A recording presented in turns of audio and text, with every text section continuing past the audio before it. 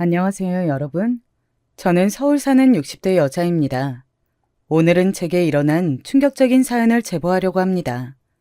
살다 보면 참 많은 일이 일어나는데 이번에 일어난 일은 다사다난했던 우리 가족에게도 역대급으로 놀라운 일이었어요. 남편과 30년이 넘는 결혼 생활을 하며 지역도 4번이나 옮기고 가족 내부에서 마음 편한 날이 없었는데요. 그래도 이번 사건이 유독 크게 느껴지더라고요. 도대체 어떤 일이 있었길래 제가 이러는지 궁금하시죠? 그럼 바로 시작하겠습니다. 저는 처음부터 남편하고 서울에서 살았던 것은 아니에요. 원래는 부산에서 신혼생활을 시작했습니다. 태어나고 자란 곳은 서울인데 남편이 부산 사람이라 부산으로 내려갔거든요. 시댁도 부산이었고 저는 신혼 초반에는 그래서 외로움을 많이 느꼈습니다. 친정 식구들도 친구들도 주변에 없었으니까요. 남편은 은행에 다녀서 일이 매우 바빴기 때문에 깨가 쏟아져야 할 신혼에 오히려 저는 외로웠어요. 물론 남편이 제게 잘해주긴 했지만 근본적인 공허함은 있었습니다. 하필 시어머니가 아들을 사랑하는 전형적인 옛날 사람이라 더욱 그랬던 것 같아요. 시댁은 형편이 어렵지 않은 편이었는데 그래서 지원을 많이 해주셨지만 그만큼 관심도 매우 많았고 바라는 게 적지 않았답니다. 오죽하면 제가 그때 친정엄마에게 전화로 남편보다 시어머니와 대화하는 시간이 더 길다고 하기까지 했거든요.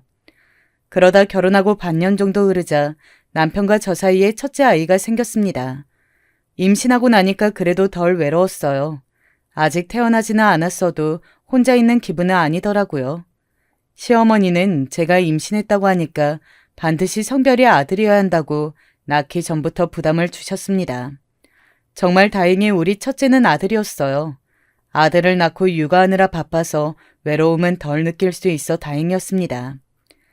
시어머니는 아들을 낳으니 제게 더 연락도 많이 하고 직접 찾아오는 횟수도 늘어났어요. 사랑스러운 손자를 너무 보고 싶어 참을 수가 없다고 하더라고요. 하필 그때 남편이 너무 바빠서 남편보다 시어머니가 우리 아들을 더 많이 안아줬던 것 같아요. 아이를 낳으니 아이가 너무 예뻐서 둘째도 낳고 싶었습니다. 남편과 저는 그래도 둘은 낳자는 마음이 컸기 때문에 첫째를 낳고 3년 뒤에 둘째도 낳게 되었어요. 아이를 둘 이상 낳은 분들은 아실 텐데 같은 배에서 나와도 성격이 다르잖아요. 우리 첫째와 둘째도 그랬어요. 저는 둘 다 아들인데 아들이어도 하나부터 10까지 성별을 제외하고는 같은 점이 없답니다. 그래서 남편과 저는 항상 이 둘이 형제가 맞나 의문이었어요. 첫째는 굉장히 독립적이고 활발했는데 둘째는 순하고 내성적인 아이였습니다. 첫째는 학교에서도 늘 반장 자리를 놓치지 않았는데 둘째는 너무 조용해서 선생님이 일부러 발표도 시킨다고 하실 정도였죠. 물론 이런 성격에는 숨겨진 이야기도 있습니다. 바로 둘째 아들은 어릴 때 많이 아팠거든요. 심장 쪽이 좋지 않아 대학병원에 입원도 했고 큰 수술만 3번을 했답니다. 지금은 아들이 다 커서 이렇게 담담하게 말할 수 있지만 그때는 사는 게 쉽지 않았어요. 아들 얼굴만 봐도 눈물이 나고 작은 아이가 아파하는 것을 보니까 견디기 힘들더라고요. 안 그래도 힘든데 시어머니가 제게 그때 뭐라고 했는지 아세요? 이 말은 30년이 지났는데도 아직도 기억이 나요. 네가 집에서 음식을 제대로 안 먹여서 그런 거 아니야, 응? 아니면 우리 손자가 왜 아파? 엄마 노릇을 잘해야 아이가 튼튼하지. 이러다 내 아들도 잡아먹겠다. 내가 무서워서 살 수가 있겠니, 응? 우리 아들하고 손자 죽으면 내가 너 가만 안 둬. 어머니, 왜 그러세요? 안 그래도 우리 정연이 입원하고 집사람이 힘들어서 살이 얼마나 많이 빠졌는데요. 지금 누구보다 가슴 아픈 것은 집사람이에요. 충분히 아내랑 엄마 역할 잘하니까 너무 그러지 마세요. 이것 봐, 순진하고 착한 우리 아들을 어떻게 구워 삶았길래 이렇게 변해? 원래 엄마 말이라면 다 들었는데 며느리 한 명 잘못 들였다가 가정이 파탄났네. 아이고야, 내 신세야. 시어머니는 둘째 아들이 아픈 이유가 다 저 때문이라고 하더라고요. 너무 속상해서 거기에 대꾸하고 싶지도 않았답니다. 만약 남편이 결혼 생활 내내 제 편이 아니었다면 저는 시어머니 때문에 이혼하고 바로 서울로 올라왔을 거예요. 둘째가 아픈 이유는 병원에서도 제 탓을 하지 않았는데 시어머니는 무조건 제 잘못이라고 하셨습니다. 이렇게 저를 괴롭히던 시어머니와 달리 우리 둘째는 그래도 아픈 내색 없이 병원 생활을 매우 의젓하게 했어요. 워낙 순해서 큰 수술을 3번이나 하면서도 아프다는 말을 전혀 하지 않았습니다. 오히려 제가 옆에서 자꾸 우니까 미안하다고 하더라고요. 그 모습에 저도 아이 앞에서는 다시는 울지 않았습니다. 의사 선생님과 간호사 선생님들의 말도 잘 들어서 나중에 다 완치하고 퇴원할 때 다들 절대 병원에 다시 오면 안 된다고 파티까지 열어주셨습니다. 남편이 은행을 다녀 평소 생활을 힘들지 않았지만 확실히 아이가 아프니까 병원비가 많이 부담되더라고요. 저라도 나가서 돈을 벌고 싶었는데 제가 둘째 곁에 붙어 있어야 하니까 그러지도 못했습니다. 비록 저를 많이 괴롭힌 시어머니였지만 시댁이 여유로운 편이라 도움을 많이 받기도 했어요. 그래서 저도 시어머니가 제게 시집살이를 엄청나게 했어도 꾹 참을 수밖에 없었습니다. 다만 그냥 속으로 나중에 며느리들이 들어온다면 저는 절대로 시집살이를 시키지 않겠다고 다짐하고 또 다짐할 뿐이었습니다. 아무튼 이렇게 둘째의 병원 생활이 완전히 끝난 것은 바로 중학생 때였습니다.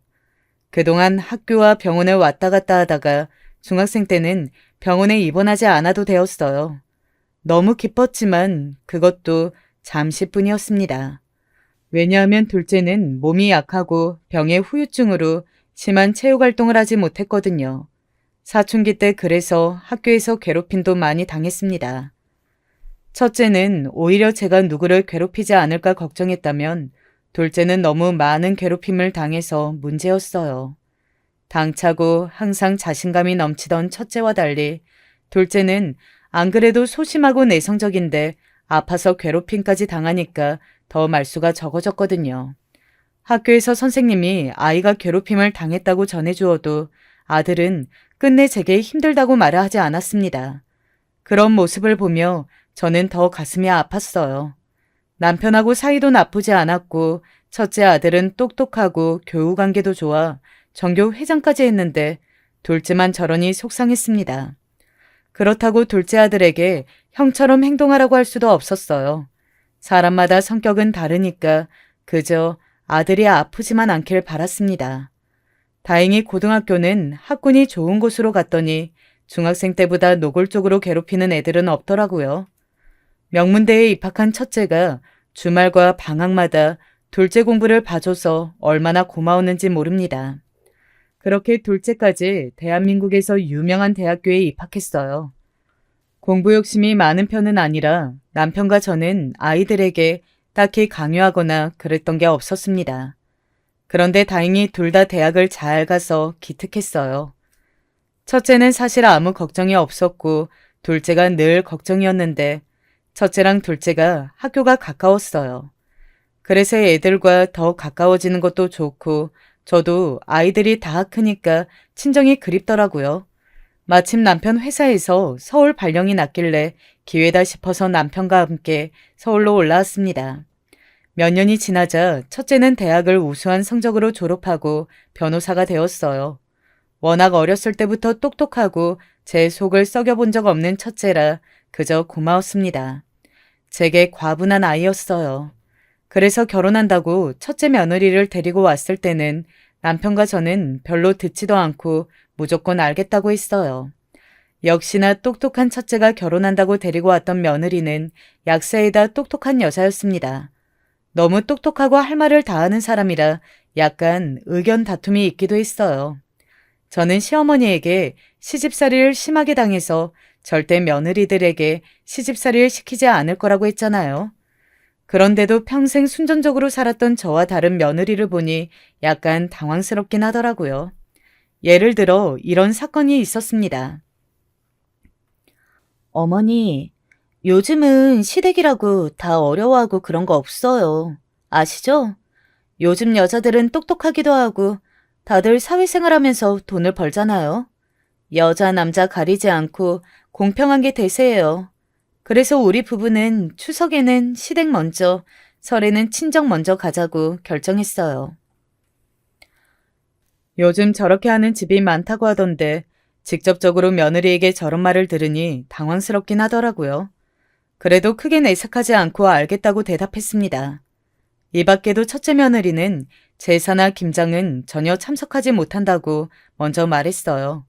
우리 집이 제사는 1년에 2번 있었거든요. 그렇다고 음식을 많이 하는 것은 전혀 아니고 그냥 간소하게 준비하고 끝내요. 요리를 시킬 생각은 없었는데 며느리가 자기는 약국 일을 하니까 올 수가 없다는 말에 약간 속이 상하긴 했습니다. 김장도 저는 그냥 저녁에 와서 같이 수육이나 먹자고 했더니 불편하다고 대놓고 말하는 모습에 그때는 정이 크게 가지지 않았어요. 첫째 며느리는 집도 부유한 편이었고 외동딸이라 사랑을 많이 받으며 자랐다고 하더라고요. 남의 집 귀한 딸이라고 생각하는데도 저는 아직 옛날 사람이라 그런 며느리를 이해하려고 노력하면서도 한편으로는 서운했습니다. 이런 마음이 들 때였는데 둘째가 갑자기 결혼한다고 여자를 데리고 왔어요. 사실 그 모습을 보고 남편과 저는 매우 놀랐습니다. 우리는 둘째가 대학을 졸업하고 취직하기까지도 몇 년이 걸려서 과연 결혼을 할 수 있을까 걱정이었거든요. 혹시라도 결혼할 여자가 없으면 그냥 혼자 살라고 하려고 했습니다. 그런데 취업하고 얼마 지나지 않아 바로 결혼하겠다고 하니까 너무 놀랐어요. 남편과 이게 무슨 일인가 싶었죠. 그리고 둘째 아들이 데려온 여자를 보고 저는 더 놀랐습니다. 내심 속으로 둘째 성격이 워낙 내성적이고 말이 없는 것을 아니까 여자를 잘못 만나면 어떡하나 걱정했거든요. 첫째 며느리처럼 당당하고 매사에 자기 주관이 강한 여자를 만나면 둘째 성격상 집에선 눈치 보고 살 것이 분명했어요. 그런데 다행히 둘째 며느리는 굉장히 싹싹했습니다. 우리 집에 처음 인사 올 때부터 달랐어요. 우와, 어머님, 혹시 이거 다 직접 준비하신 거예요? 제가 갈비찜을 좋아하는 것을 어떻게 아셨어요? 세상에, 다 식당에서 파는 것처럼 생겼어요. 우리 어머니 너무 솜씨가 좋으세요. 저 앞으로 자주 놀러 와서 밥 먹고 가도 될까요? 정연 씨가 바쁘면 저 혼자 와서 먹을게요. 입맛에 맞다고 하니까 다행이다. 우리 둘째가 어릴 때부터 내 요리는 아파도 꼭 먹었거든. 그때 내 솜씨가 많이 늘었어. 혹시라도 반찬이 필요하면 언제든지 말하렴. 알겠지? 둘째 며느리는 어찌나 싹싹하고 예쁜 말을 했던지 모릅니다. 인상도 순하고 착해 보였는데 둘째 아들과 같이 있는 걸 보니까 우리 둘째라 하나부터 열까지 옆에서 다 챙겨주더라고요. 사실 둘째 며느리는 첫째 며느리와 너무 달랐습니다. 부유한 가정에서 외동딸로 태어난 첫째 며느리와 달리 둘째 며느리는 가난한 집안에서 태어나서 결혼할 때 돈도 못 들고 왔습니다. 그리고 학력도 전문대를 졸업하고 작은 사무실에서 격리로 일하고 있었어요. 게다가 결혼하면 일을 그만두고 집에 있겠다고 하더라고요. 며느리를 보기 전까지는 그래도 남편과 저는 내심 걱정하기도 했습니다. 우리 아들과 조건이 차이가 나니까 그냥 부모 마음에 조금 더 나은 여자가 있지 않을까 했던 거죠. 그런데 막상 둘째 며느리를 보니까 그런 마음이 다 사라졌어요. 조건이 부족하고 돈이 없어도 그건 문제가 되지 않았습니다. 마치 딸처럼 제게 친근하게 하는 모습을 보고 이래서 딸이 좋다는 거구나 깨닫게 되었어요. 부족한 돈은 우리가 도와주기로 했고 그렇게 둘째까지 결혼을 다 성사시켰습니다. 결혼하고 나니까 첫째 며느리와 둘째 며느리가 더 비교되기 시작했어요. 둘째 며느리가 결혼하고 바로 얼마 지나지 않아 제 생일이 있었는데요. 그때 며느리가 먼저 나서서 본인이 생일상을 차려주고 싶다고 하는 거예요. 저는 괜히 민망하기도 하고 며느리가 힘들 게 싫어서 됐다고 했더니 굳이 본인 집으로 초대해서 식사를 차려주었습니다. 어머니, 제가 요리를 많이 해본 적이 없어서 아직 많이 부족해요. 그래도 어머니가 해주신 것들을 혼자 기억해서 최대한 따라해봤어요. 흉내 낸다고 했는데 부족한 거 보니까 어머님 댁에 가서 많이 배워야겠어요. 어머, 아가, 너무 맛있는데? 어디 가서 배운 거 아니니? 세상에, 우리 둘째 아들은 내가 집밥 걱정이 없겠다. 이렇게 훌륭한 밥을 먹고 사는 거야? 내가 오히려 너무 부럽다. 둘째 며느리는 요리도 잘하고 집안을 살짝 봤더니 청소도 매우 잘하더라고요. 첫째 며느리는 바쁘다고 제 생일상은 당연히 차려주지 않았고 집에 갈 때도 보면 집안 꼴이 말이 아니었습니다. 물론 그걸 보고 뭐라 할 생각도 없었고 바쁜 게 맞으니까 안타까운 마음도 있었어요. 그런데 둘째 며느리를 보니까 제 마음이 너무 흠촉했어요. 집에서 내조하는 모습이 참 마음에 들었거든요. 이 밖에도 둘째 며느리는 어찌나 제게 싹싹하게 대했는지 모릅니다. 김장할 때도 제가 저녁에 와서 수육을 먹고 가라고 했더니 아침부터 와서 저랑 같이 김장하더라고요. 저도 남의 집 딸에게 김장을 시키기는 마냥 마음이 좋지 않아서 힘든 것은 시키지도 않았습니다. 그런데 옆에서 제가 힘들까봐 어떻게든 도와주려고 하고 지루하지 않게 라디오처럼 말하는 모습이 얼마나 예뻤는지 몰라요. 그래서 저는 동창회나 우리 친정에 가서도 둘째 며느리를 자랑하느라 시간이 가는 줄을 몰랐습니다. 그런 저를 보고 친한 친구는 아들이 결혼하더니 딸이 생겼다고 좋아 보인다고 했죠. 요즘 며느리 같지 않은 친구라고 제 친구들도 입이 닳도록 칭찬했습니다. 저도 그래서 그런 며느리가 너무 고마워서 상대적으로 여유로운 제가 며느리에게 많이 도와주었어요. 첫째네 부부는 둘 다 고소득 직업이라 돈 걱정이 전혀 없었거든요. 반면에 둘째네는 둘째 아들이 대기업에 다녀서 돈을 많이 벌기는 했지만 외벌이라 조금씩 부족했습니다. 그걸 아니까 예쁜 며느리를 보고 저절로 지갑이 열리게 되더라고요. 우리 남편도 둘째 며느리를 보고 흐뭇한 미소를 짓는 것을 보고 마음이 풍족했습니다. 사실 며느리들끼리 너무 성향이 다르니까 부딪혔던 경험이 있어요. 그때는 남편이 환갑이라 기념으로 가족들이 다 같이 제주도에 갔었을 때였습니다. 바쁜 첫째 아들 부부도 시간을 어렵게 내서 참석했어요. 그걸 저도 아니까 웬만하면 가서 즐거운 경험만 가득하길 바랐습니다. 그런데 정확히 제주도에 도착한 첫째 날에 문제가 발생했어요. 숙소에 도착해서 다들 쉬자고 했는데 갑자기 둘째네 부부가 우리 방으로 오더니 남편 환갑 기념 케이크를 주더라고요. 전혀 예상하지 못했던 거라 너무 얼떨떨하면서도 좋았습니다. 남편도 감정 표현이 큰 편이 아니라 케이크를 보고 너무 좋아하더라고요. 그 케이크는 며느리가 따로 주문 제작한 케이크였는지 남편 이름이 떡하니 있는 꽃 케이크였어요. 저랑 남편은 옛날 사람이라 이런 게 있는 줄도 몰랐거든요. 그런데 이런 케이크를 보고 저는 감동해서 눈물까지 조금 났습니다.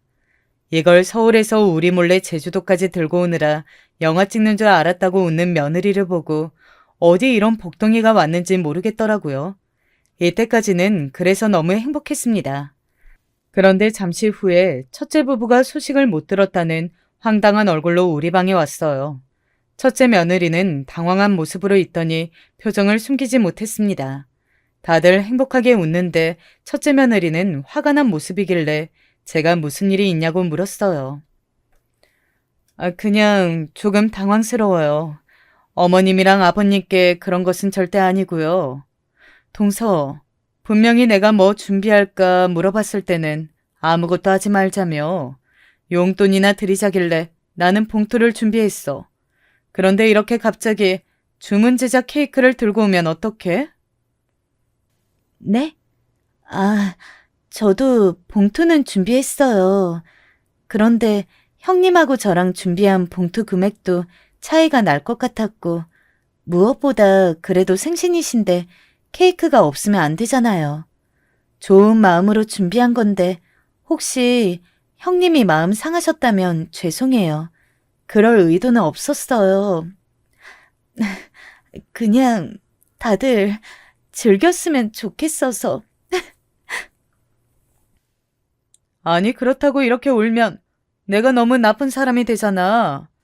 누가 보면 내가 동서를 일부러 괴롭힌 것처럼 보이잖아. 그냥 미리 말했으면 나도 선물을 준비했을 텐데 너무 아무것도 없으니까 민망해서 그랬어. 둘째 며느리는 첫째 며느리가 불만을 토로하자 엉엉 울기 시작했어요. 순식간에 좋았던 파티 분위기는 축 가라앉게 되었습니다. 저도 좋은 날에 이렇게 분위기가 안 좋아지니까 마음이 불편했어요. 몇 분 전까지는 행복했는데 둘째 며느리는 울기까지 하니 속상했습니다. 그래서 나서서 둘을 말렸어요. 케이크나 선물을 준비하지 않아도 첫째 며느리가 믿거나 그러진 않았거든요. 워낙 쉬는 날도 제대로 없이 바쁜 사람인 것을 저도 알고 있었어요. 그저 깜짝 파티를 준비한 둘째 며느리에게 고마웠던 거지 첫째 며느리에게 눈치를 주거나 그럴 생각은 전혀 없었습니다. 그래서 첫째 며느리에게는 괜찮다고 안심시키고 둘째 며느리에게는 속이 상하지 않아도 된다고 고맙다고 하느라 바빴어요. 그렇게 무슨 정신으로 첫째 날이 지나갔는지도 모르겠습니다. 다음 날에 본격적으로 관광하는데 케이크 사건이 자꾸 떠올라서 저도 마음이 편하지 않더라고요. 다행히 그 뒤로는 큰 갈등 없이 다들 서울로 왔는데 이때부터 며느리들은 서로 불편한 게 눈에 보였습니다. 왜냐하면 첫째 아들 부부는 갑자기 제주도 여행 이후로 친정에 먼저 들린 다음에 우리 집에 온다고 했거든요. 말로는 거리 때문에 그렇다고 하는데 첫째 며느리의 친정도 서울이라 가까웠거든요. 누가 봐도 둘째 며느리 때문에 둘이 마주치고 싶은 마음이 들지 않아서 그렇다고 생각했습니다. 그래서 저도 알겠다고 대답할 수밖에 없었어요. 집안에 행사가 있어서 어쩔 수 없이 만날 때도 둘 사이에 냉랭한 분위기가 가득했습니다. 제주도 사건 이후로 제 앞에서 둘이 대놓고 싸우거나 그런 것은 없었는데 누가 봐도 사이가 좋아 보이지 않았어요. 저까지 불편해지는 기분이라 웬만하면 며느리들이 만나지 않길 바라게 되더라고요. 다만 둘째 며느리가 첫째 며느리보다 제게 연락도 자주 하고 애교도 많으니까 저도 모르게 둘째에게 더 마음이 갔습니다. 그러면 안 된다고 생각하는데도 아무래도 더 많이 보고 얘기하는 사이라 더 잘해주게 되었어요. 또 며느리들이 공교롭게도 같은 시기에 임신해서 출산도 한 달 차이로 하게 되었거든요. 친정이 부유한 첫째 며느리는 친정에서 태교 여행도 보내주고 출산 병원도 비싸기로 유명한 곳이었습니다. 아이를 낳고 조리원도 비싼 곳으로 유명한 곳에 예약해 놓은 상태더라고요. 반면 둘째 며느리는 친정이 워낙 어려워서 도움을 전혀 받지 못하고 있었죠. 안타까운 마음에 제가 조리원 비용을 내주기도 했습니다. 어머니, 제가 어머님이 만든 나물을 좋아하는 거 어떻게 하시고 이렇게 준비해 주셨어요? 우와, 조리원 비용도 내주셨는데 이렇게 출산한 며느리를 위해 반찬까지 다 만들어 주시고 진짜 친구들한테 자랑해야겠어요. 언제나 건강이 최고야. 알지? 아가, 혹시라도 또 필요한 것 있으면 언제든지 말해. 아기 키우다 보면 별일이 다 있는데 그때 경제적으로 힘들면 반드시 말하렴. 내가 도울 수 있을 때까지 도울게. 아이를 낳고 며느리들의 태도는 확연히 더 달라지기 시작했어요. 제게 몸이 안 좋다고 아이를 안 보여주는 첫째 며느리와 달리 둘째 며느리는 아이를 자주 데리고 왔거든요. 둘 다 손녀를 낳았는데 저는 아들만 있어서 손녀들을 보니 너무 예뻤습니다. 특히 더 자주 보는 둘째 손녀는 마음이 조금 더 갔어요. 첫째 손녀는 딱 명절과 생일이 있는 날에만 볼 수 있었거든요. 반면에 둘째 손녀는 거의 주말마다 보니까 제가 키운 것 같고 예뻤습니다. 특히 둘째 며느리가 아이를 낳고 돈을 조금이라도 벌어야겠다고 아르바이트를 하기 시작했거든요. 일주일에 2번 정도 카페에서 일했는데 그때 제가 아이를 무료로 봐주면서 손녀와 더 가까워졌습니다. 그러다 손녀들이 5살이 되었을 때 사건이 발생했어요. 바로 둘째 손녀가 몸이 아파 병원에 갔더니 심장 쪽이 좋지 않다고 했다고 하더라고요. 저는 둘째 아들이 어렸을 때 심장이 아파서 병원에 입원하고 수술까지 했던 기억이 나서 심장이 떨어지는 줄 알았습니다. 울면서 어떡하냐고 묻는 둘째 며느리를 달래느라 고생하기도 했어요. 오열하는 며느리를 보니 저는 예전에 제가 떠오르기도 했습니다. 그때 제가 매몰차게 말했던 시어머니와 달리 저는 무조건 며느리를 안심시켰어요. 며느리는 그때부터 손녀를 데리고 대학병원에 다니기 시작했습니다. 아이가 아프면 엄마 마음이 찢어진다는 것을 누구보다 아는 저는 제가 나서서 손녀의 병원비를 대기 시작했어요. 조금이라도 며느리의 마음이 편하길 원했기 때문입니다. 천만 다행이었던 것은 바로 손녀가 우리 아들처럼 심각한 상태는 아니었다는 거였어요. 수술도 간단한 수술로 한 번이면 완치가 될 것 같다고 하더라고요. 하지만 아무리 작은 수술이라도 엄마 마음은 그렇지 않으니 며느리에게 제가 할 수 있는 최선의 노력을 다했습니다. 둘째 손녀의 수술을 성공적으로 마무리했지만 며느리는 그런 손녀가 안쓰러웠는지 잘해주고 싶다고 카페에서 일하는 시간도 더 늘리더라고요. 열심히 사는 며느리의 모습이 참 예뻤어요. 그런데 그때부터 며느리가 자꾸 첫째 손녀와 둘째 손녀를 비교하기 시작했습니다. 정작 첫째 며느리는 가만히 있었는데 둘째 며느리가 나서서 먼저 말하더라고요. 어머니, 저도 우리 아영이를 지수가 다니는 영어 유치원에 보내고 싶어요. 저번에 어머니 생신 때 영어로 유창하게 말하는 것을 보더니 아영이가 집에서 자기도 영어 유치원에 가고 싶다고 울더라고요. 남편 돈으로 보내는 것은 조금 무리가 있더라고요. 제가 카페에서 일하는 것도 한계가 있고 속상해요. 어머 아가, 그런 일이 있었어? 그러면 내가 돈을 보내줄 테니까 아영이도 영어 유치원에 보내렴. 원래 얘들은 남들을 보고 다 하고 싶어 하거든. 안 그래도 아픈 아이잖아. 내가 그 기분을 알아. 그러니까 아영이가 하고 싶다고 하면 시켜주자. 어머니, 감사해요. 우리 아영이가 어머니 덕분에 호강하네요. 그러면 남편하고 상의해서 영어 유치원에 보내도록 할게요. 우리 아영이 부족함 없이 키우고 싶어요. 둘째 며느리는 아이를 낳고 원래도 그랬지만 첫째 며느리와 비교되는 것이 속상해 보였습니다. 그 뒤로 또 어느 날은 둘째 며느리가 제게 할 말이 있다고 하더라고요. 너무 심각한 얼굴로 말하길래 저는 둘째 아들이 사고를 친 줄 알았어요. 그럴 아들이 아니라는 것을 누구보다 제가 더 잘 알지만 혹시나 싶은 마음이었죠. 가면서 오만 생각을 다 했어요. 그런데 며느리를 따로 만났더니 우리 아들의 문제가 아니고 바로 며느리의 친정 문제였습니다. 며느리는 본인 엄마가 사기를 당해서 빚이 생겼다고 엉엉 울었어요. 너무 크게 울어서 보는 사람이 더 안쓰러워 보였습니다.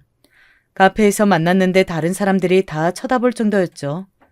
사실 며느리에게 말을 듣고 저는 놀라긴 했습니다. 왜냐하면 그 금액이 무려 3천만 원이었거든요. 300 정도면 제가 비상금 통장을 털어서 몰래 도와주었을 텐데 3천만 원이라 고민하기 시작했습니다. 비상금 통장에는 800이 전부였거든요. 또 얼마 전까지 둘째 손녀의 병원비를 다 내느라 은퇴한 남편과 제가 적금까지 깰 형편이었습니다. 그래서 선뜻 도와주겠다는 말이 나오지 않았어요. 제가 고민하는 모습을 보자 며느리는 괜찮다고 그냥 해본 말이라고 하더라고요. 저도 집에 가서 고민하고 알려주겠다고 했죠. 집에 가서 남편에게도 털어놓았더니 남편도 같이 고민하기 시작했어요. 3천이라는 돈이 절대 적은 돈이 아니잖아요.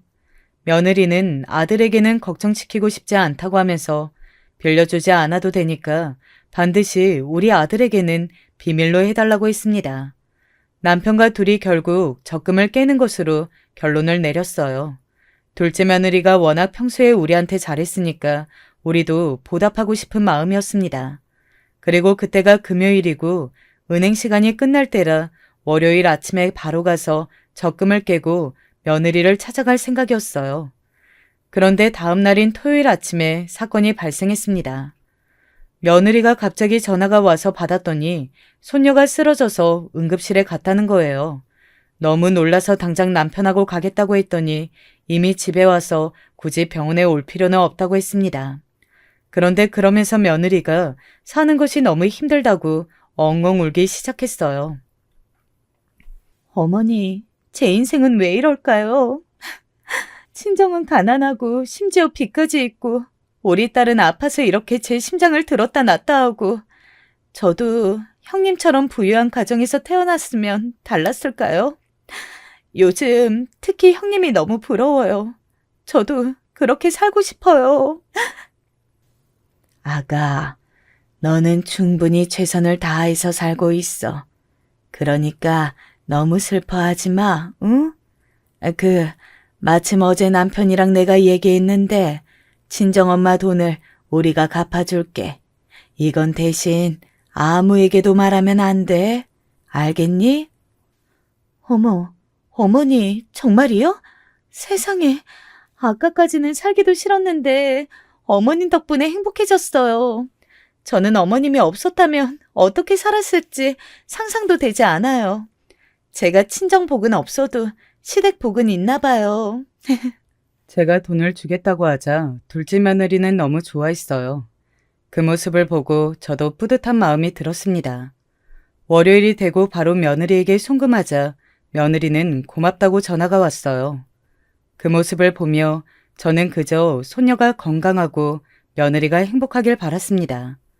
이 뒤로도 며느리는 제게 돈을 요구하기 시작했어요. 매번 둘째 아들에게는 비밀로 해달라고 하면서 친정에서 문제가 생겼다고 했죠. 그 모습을 보며 거절하는 것도 힘들었어요.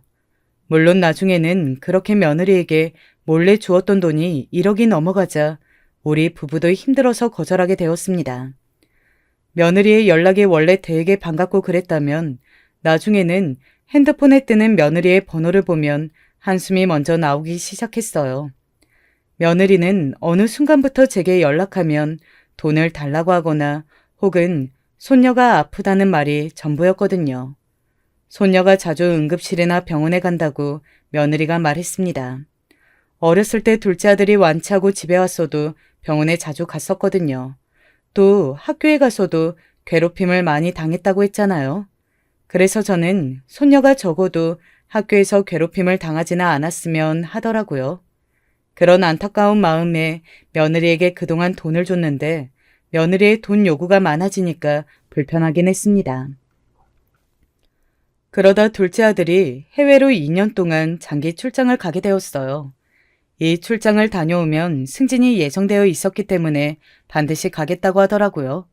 저는 당연히 며느리와 손녀도 같이 가는 줄 알았는데 며느리에게 물어보니 며느리는 손녀와 둘이 한국에 남겠다고 했습니다.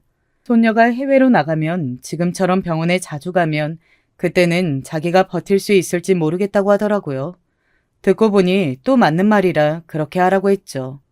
둘째 아들이 미국으로 떠나고 둘째 며느리는 연락이 눈에 띄게 적어지기 시작했어요. 가끔 연락되어 받으면 돈을 달라는 것이 전부가 되었습니다. 씁쓸하기도 하고 슬프기도 했지만 내색하지 않았어요. 다만 둘째 손녀가 너무 보고 싶더라고요. 첫째 손녀도 당연히 예뻤지만 둘째 손녀는 제가 어릴 때 많이 봐줬던 경험이 있어서 더 애정이 컸어요. 그리고 아무래도 아픈 아이라서 마음이 더 가는 것도 있었습니다. 첫째 손녀는 며느리의 친정이 워낙 잘나서 거기서도 예쁨을 많이 받았거든요. 반면 둘째 손녀는 며느리의 친정에 빚이 많고 매번 문제가 발생해서 사랑을 많이 못 받는 것처럼 보였습니다. 그래서 저는 둘째 손녀가 보고 싶어서 며느리에게 제가 먼저 연락했어요. 사실 저는 며느리들에게 먼저 연락하는 편이 절대 아니에요. 며느리들이 불편할 수도 있고 저도 성격상 먼저 다가가는 편은 아니거든요. 그동안은 둘째 며느리가 제게 이런 연락을 먼저 하지 않아도 될 정도로 연락이 많았는데 이제는 그런 안부 연락이 뜸해져서 결국 제가 하게 되었습니다. 그런데 며느리는 제가 연락해서 집에 간다고 하자 은근히 자꾸 핑계를 만드는 느낌이 들었어요. 아가, 잘 지내니? 아들이 미국에 가고 너랑 아영이가 잘 지내는지 걱정되어서 연락했어. 우리 아영이를 못 본 지도 꽤 오래되었더라고. 그래서 바쁜 너랑 아영이 대신에 내가 집에 가볼까 하는데 혹시 언제쯤 시간이 괜찮니? 아, 어머님, 제가 이번 주는 시간이 별로 없어서요. 다음 주에도 아영이 학교 친구들 엄마하고 모임이 있어요. 제가 보고 시간이 생기면 연락드려도 될까요? 저도 어머님 너무 보고 싶어요. 처음에는 바쁘다는 말에 방해하기 싫어 알겠다고 했습니다. 그런데 시간이 흐르면서 점점 계속 약속이 있다는 말에 솔직히 서운한 마음이 들었어요. 저도 사람이니까 그동안 제가 해준 것이 하도 많으니 섭섭하더라고요. 하지만 절대 티를 내지는 않았습니다.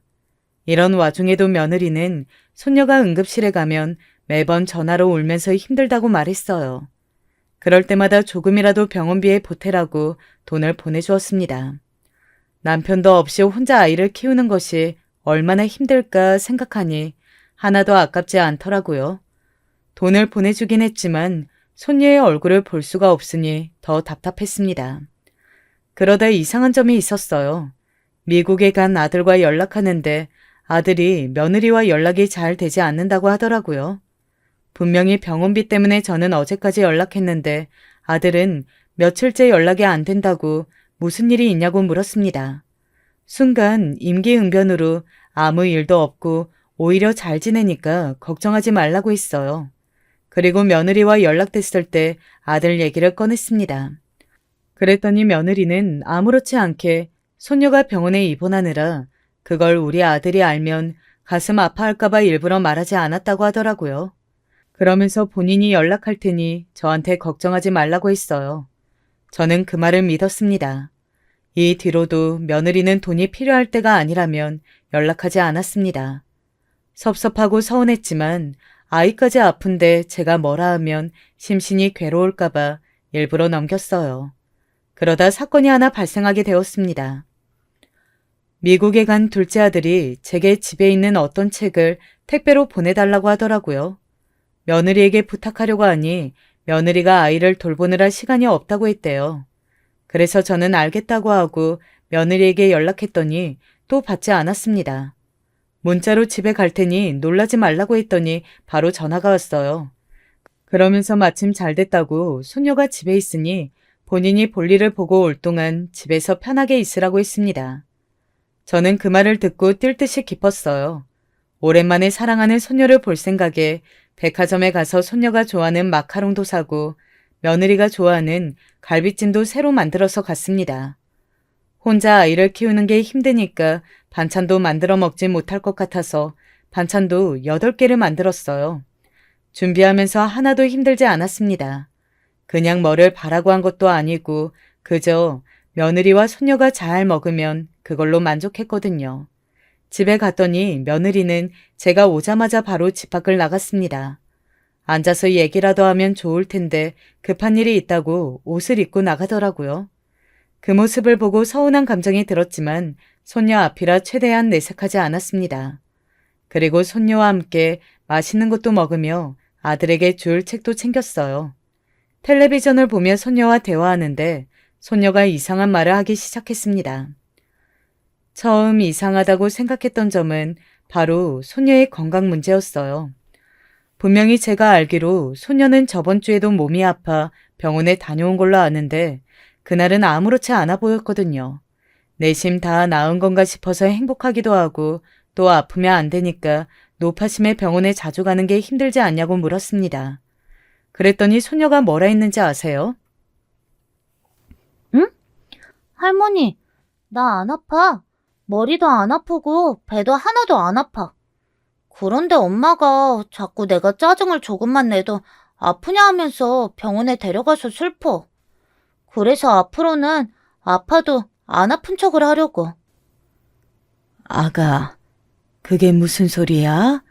아파서 응급실도 가고 저번 주에도 병원에 가서 주사를 맞았다고 하던데? 할머니가 우리 아영이 걱정돼서 오늘 이렇게 찾아왔잖아. 우리 손녀 아프면 안 되니까. 나 응급실 간 적 없는데? 할머니, 지금 무슨 소리라는 거야? 아니야. 나 퇴원하고 응급실 간 적 없어. 그때 간호사 선생님들도 나한테 당분간 병원 안 와도 된다고 했어. 나 진짜 멀쩡해. 손녀가 자기는 아프지 않다고 하더라고요. 그 말을 듣는데 저는 너무나도 혼란스러웠습니다. 며느리가 분명히 매달 아프다면서 돈을 가져갔는데 이게 무슨 일인가 싶었어요. 물론 손녀가 아프지 않다는 것은 제가 제일 듣고 싶은 말이긴 했습니다. 하지만 순간 이상한 감정이 들더라고요. 손녀에게 응급실에 간 적이 없냐고 물어도 손녀는 몇 번이나 아니라고 했습니다. 그래도 손녀가 아직 어리기도 하고 아이들은 원래 거짓말을 종종 하잖아요. 또 저는 그때는 며느리가 아무리 돈이 급해도 설마 어린아이의 건강을, 그것도 자기 딸의 건강을 이유로 돈을 가져가지는 않았을 거라고 믿었습니다. 꺼림칙한 채로 손녀와 대화하는데 이상한 소리를 자꾸 하더라고요. 너무 혼란스러웠는데 거기서 제일 제가 듣고 소름이 끼쳤던 얘기가 뭔지 아세요? 저는 순간 제가 잘못 들은 줄 알고 손녀 앞에서 가만히 굳어버렸어요. 할머니가 마카롱 사주니까 너무 좋다. 엄마는 비싸다고 절대 안 사주거든. 그런데 할머니, 나는 친할머니가 왜 2명이나 돼? 같은 반 친구들은 할머니가 외할머니, 친할머니 2명이라는데 나는 친할머니만 2명이잖아. 아가, 이건 또 무슨 소리니? 친할머니가 왜 2명이야? 할머니가 바로 아영이의 친할머니잖아. 아빠의 엄마가 할머니야. 아영이 아빠 1명이지? 그래서 친할머니도 1명이야. 그런가? 근데 김씨 아저씨는, 아니야. 이건 엄마가 절대 말하면 안 된다고 했어. 아니야, 할머니, 아무것도 아니야. 엄마가 이거 말하면 아빠가 평생 외국에서 안 온다고 했어. 할머니, 못 들은 걸로 해줘. 손녀가 갑자기 본인의 입을 2 손으로 막았어요. 그러더니 그 뒤로 제겐 눈길도 주지 않고 혼자 과자를 먹기 시작했습니다. 본인 방으로 들어간 손녀를 아무리 불러도 모른 척하는 모습에 저는 순간 소름이 돋았습니다. 제가 분명히 귀로 김아저씨라는 소리를 들었잖아요. 저는 심장이 쿵쿵 뛰기 시작했어요. 우리 아들의 성은 정씨였고 아무리 생각해도 김아저씨라는 말이 그냥 넘어가지 않더라고요. 집에 와서 진정하고 생각하려 해도 이상했습니다. 이걸 일단 남편에게 말해야 하나 싶었는데 괜히 일을 크게 만드는 것 같더라고요. 하지만 며칠을 생각해도 수상해서 결국 저는 혼자라도 뒷조사를 하려고 했습니다. 왜냐하면 며칠 뒤 며느리가 또 연락 와서 손녀가 응급실에 갔다고 하더라고요. 생각해보면 한 번도 며느리는 병원 영수증을 보여주거나 세세한 결제 내역을 알려준 적이 없었습니다. 저는 당연히 의심하지 않고 그저 아프다는 말을 들으면 돈을 보내주기 바빴어요. 우리 둘째 아들이 아팠을 때 시어머니는 제게 병원비가 정확히 어떤 부분에서 얼마나 나왔는지 검사하셨거든요. 그래서 돈을 1원도 더 받지 못했고 항상 시어머니에게 병원비에 관해 물을 때는 심장이 두근거렸습니다. 그 기억에 일부러 며느리에게 그저 수고했다고 통상 나오는 응급실 비용의 배가 되는 금액을 보냈던 거였어요. 우리가 부자도 아니고 저도 당연히 적금도 깨고 첫째 아들이 준 용돈으로 충당하고는 했습니다. 그래도 며느리에게 부담을 주고 싶지 않아서 혼자 몰래 마트에 일하러 가야 하나 싶었던 거죠. 며느리는 또 울면서 손녀가 아파서 병원에 갔다고 했습니다. 저는 그래서 처음으로 며느리에게 제가 마침 근처니까 가서 대신 돈을 결제하겠다고 했어요. 그랬더니 며느리는 갑자기 집에 가는 길이라고 말을 바꿨습니다. 너무 수상해서 결국 저는 하고 싶은 말을 하게 되었습니다. 그래, 그럼 내역을 보내줄래? 이번에 우리가 생활비가 조금 많이 들어서 오늘은 딱 그 금액을 보내줄게. 아가, 바로 보내줄 테니 얼마 나왔는지 바로 알려주렴. 어머니, 지금 설마 제가 이런 걸로 거짓말한다고 의심하는 것은 아니죠? 저 진짜 지금 너무 서운하고 섭섭해요. 아이가 아픈 것도 마음이 힘든데 어머니까지 내역을 보내달라고요? 제가 지금 무슨 회사에 영수증 제출하나요? 됐어요. 그냥 제가 낼게요. 아가, 왜 흥분하고 그러니? 아니, 내가 안 주겠다고 그러는 게 아니잖아. 줄 건데 그 금액에 맞춰서 주겠다는 거야. 아가, 끄는 거니? 며느리는 제가 내역을 보내달라고 하니 목소리가 싹 바뀌었습니다. 그러더니 제게 혼자 화를 내고 일방적으로 전화를 끊더라고요. 저는 순간 소름이 돋았고 손녀의 이상한 말들이 더 떠오르기 시작했습니다. 당장 남편에게 그때 있었던 일을 얘기하자 남편도 저처럼 매우 충격을 받았어요. 둘째 며느리가 평소에 우리에게 못했으면 모르겠지만 아이가 아프기 전에는 우리에게 진짜 잘했거든요. 제가 오죽하면 주변에 너무 자랑해서 친한 지인들이 며느리 없으면 어떻게 살 거냐고 했을 정도였습니다. 남편과 저는 고심 끝에 첫째 아들을 불렀어요. 아들은 조용히 우리 얘기를 듣더니 한숨을 크게 쉬었습니다. 그러더니 우리에게 어렵게 말을 꺼냈어요. 첫째는 직업이 변호사라고 했잖아요. 아들은 우리에게 둘째 며느리의 수법이 전형적인 꽃뱀이라고 했습니다. 그러면서 분명히 외도가 확실하다고 소리내어 얘기했어요. 그 말을 듣는데 저는 눈물을 멈출 수가 없었습니다. 그동안 제가 며느리에게 준 돈이 억이 넘어가거든요. 그걸 얘기하자 왜 그 큰 돈을 줬냐고 하는 말에 할 말이 없었습니다. 제가 너무 우니까 남편은 괜찮다고 했지만 만약 며느리가 외도가 사실이라면 너무 충격일 것 같았어요. 그래도 혹시라도 아닐 가능성이 있으니 저는 충분히 뒷조사를 해보자고 했습니다. 첫째 아들은 본인을 믿으라고 해서 조용히 기다렸어요.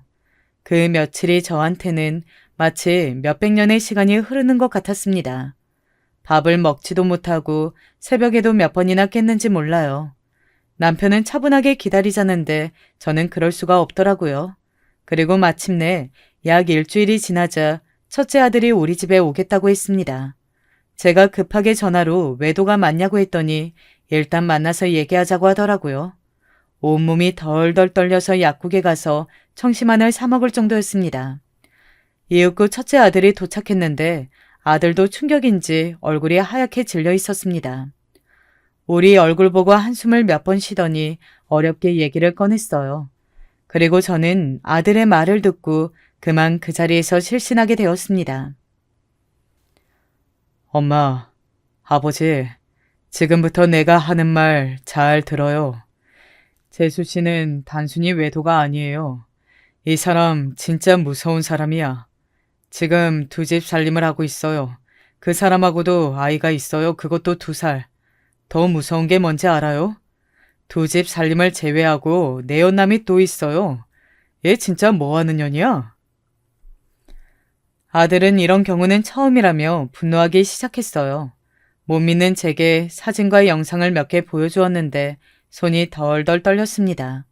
그리고 저는 며느리가 어떤 2살짜리 아이와 함께 공원을 걸으며 모르는 남자와 웃는 모습을 보고 그 자리에서 기절하게 되었어요.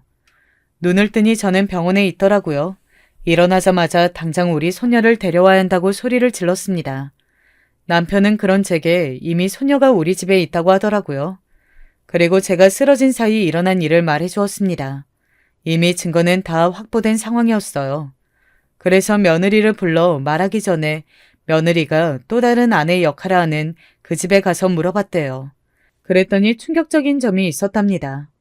바로 그 집에서도 며느리가 다른 가정이 있다는 사실을 몰랐다고 하더라고요. 도대체 이게 어떻게 가능한 건지 아세요? 바로 며느리는 친정 핑계를 대고 있었던 거예요.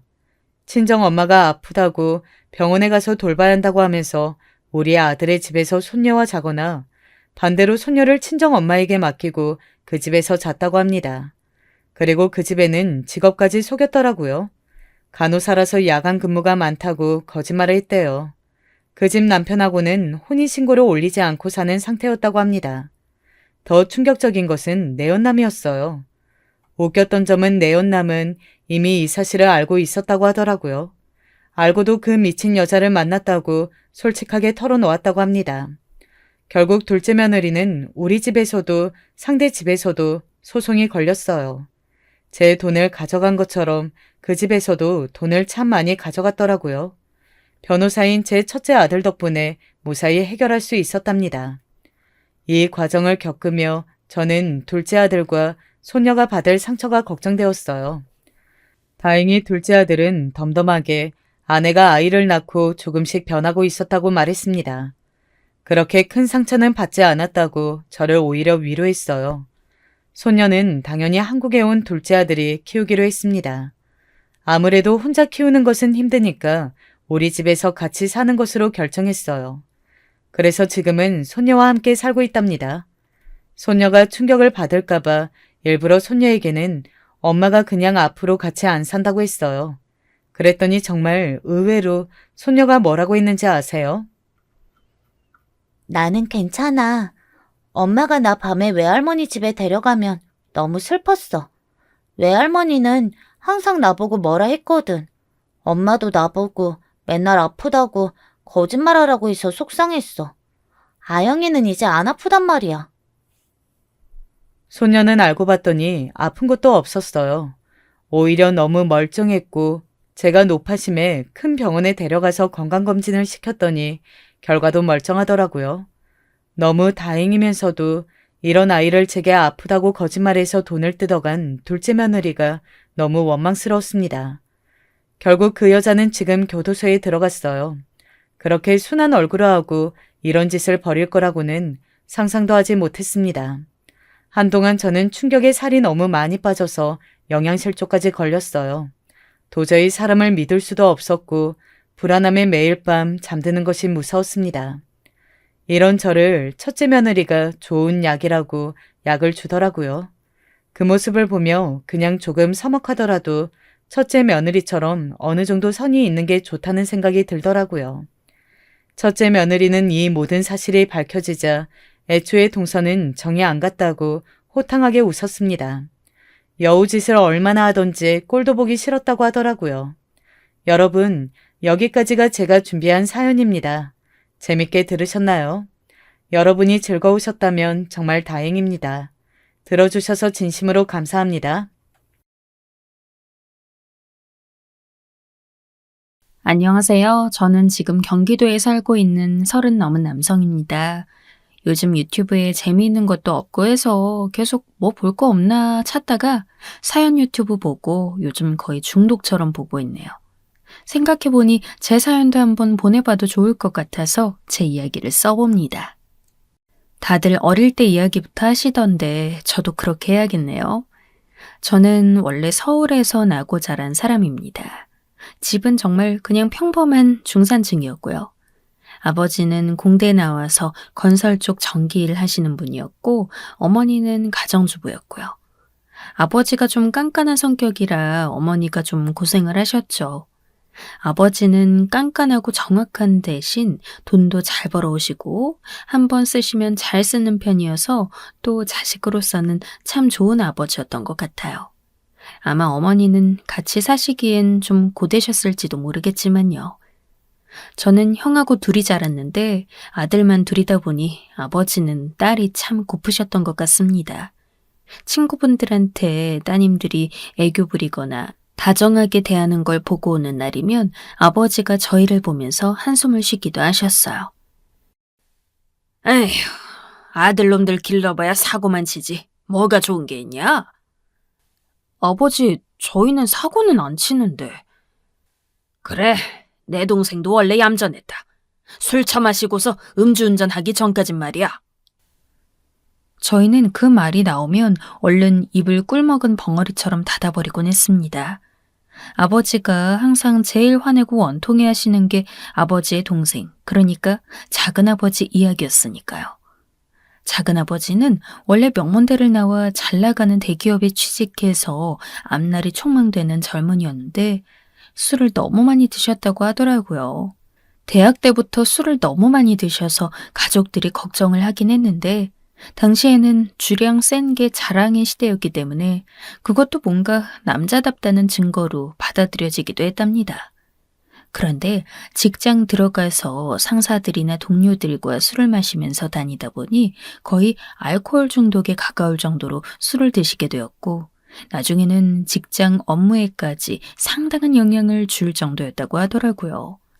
그러던 중 음주운전을 해서 사고를 내셨고 다행히 사람은 안 다쳤는데 피해 보상을 어마어마하게 해야 하는 외제차와 사고가 나는 바람에 폐가 망신해버린 분이었습니다. 아버지는 앞날이 창창하던 동생이 스스로 그런 구렁텅이로 빠진 걸 보고 사셔서 저희한테도 술은 절대 많이 마시지 말고 만약 술 마시고 운전할 일이 생기면 철저하게 대리운전 기사를 부르라고 하셨죠. 아버지는 워낙 깐깐한 분이셨기에 고등학교 때까지는 사실 저희 형제가 둘 다 술을 전혀 입에도 못 댔습니다. 형도 저도 덩치가 크고 체격이 좋은 편이지만 아버지의 카리스마에는 전혀 반항을 할 수 없을 정도였으니까요. 저희 둘 다 대학을 합격하고 나서 입학식 후에야 아버지에게 술 한 잔 받으면서 음주 생활을 시작할 수 있었죠. 중고등학교 때 저나 형이나 둘 다 공부를 상당히 잘해서 서울 안에 있는 명문대에 다녔습니다. 사실 아버지 당신께서 애초에 명문대 공과대학 출신이라 자식들이 공부 잘하는 걸 그리 특별하게 여기진 않으셨어요. 시험 성적도 크게 신경을 안 쓰셨고 잘 받아오면 그래 잘했구나. 잘 안 나왔을 때는 다음엔 더 신경 써라 정도가 다였죠. 행실은 바르게 해야 했지만 공부는 저희 스스로 하는 시기였어요.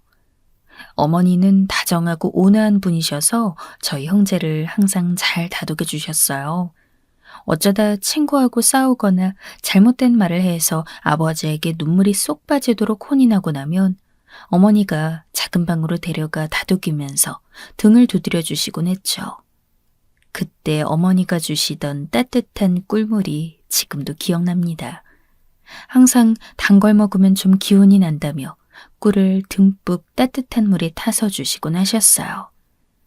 저와 2살 차이인 형은 법대에 갔고 저는 아버지의 뒤를 이어 공과대학에 갔습니다.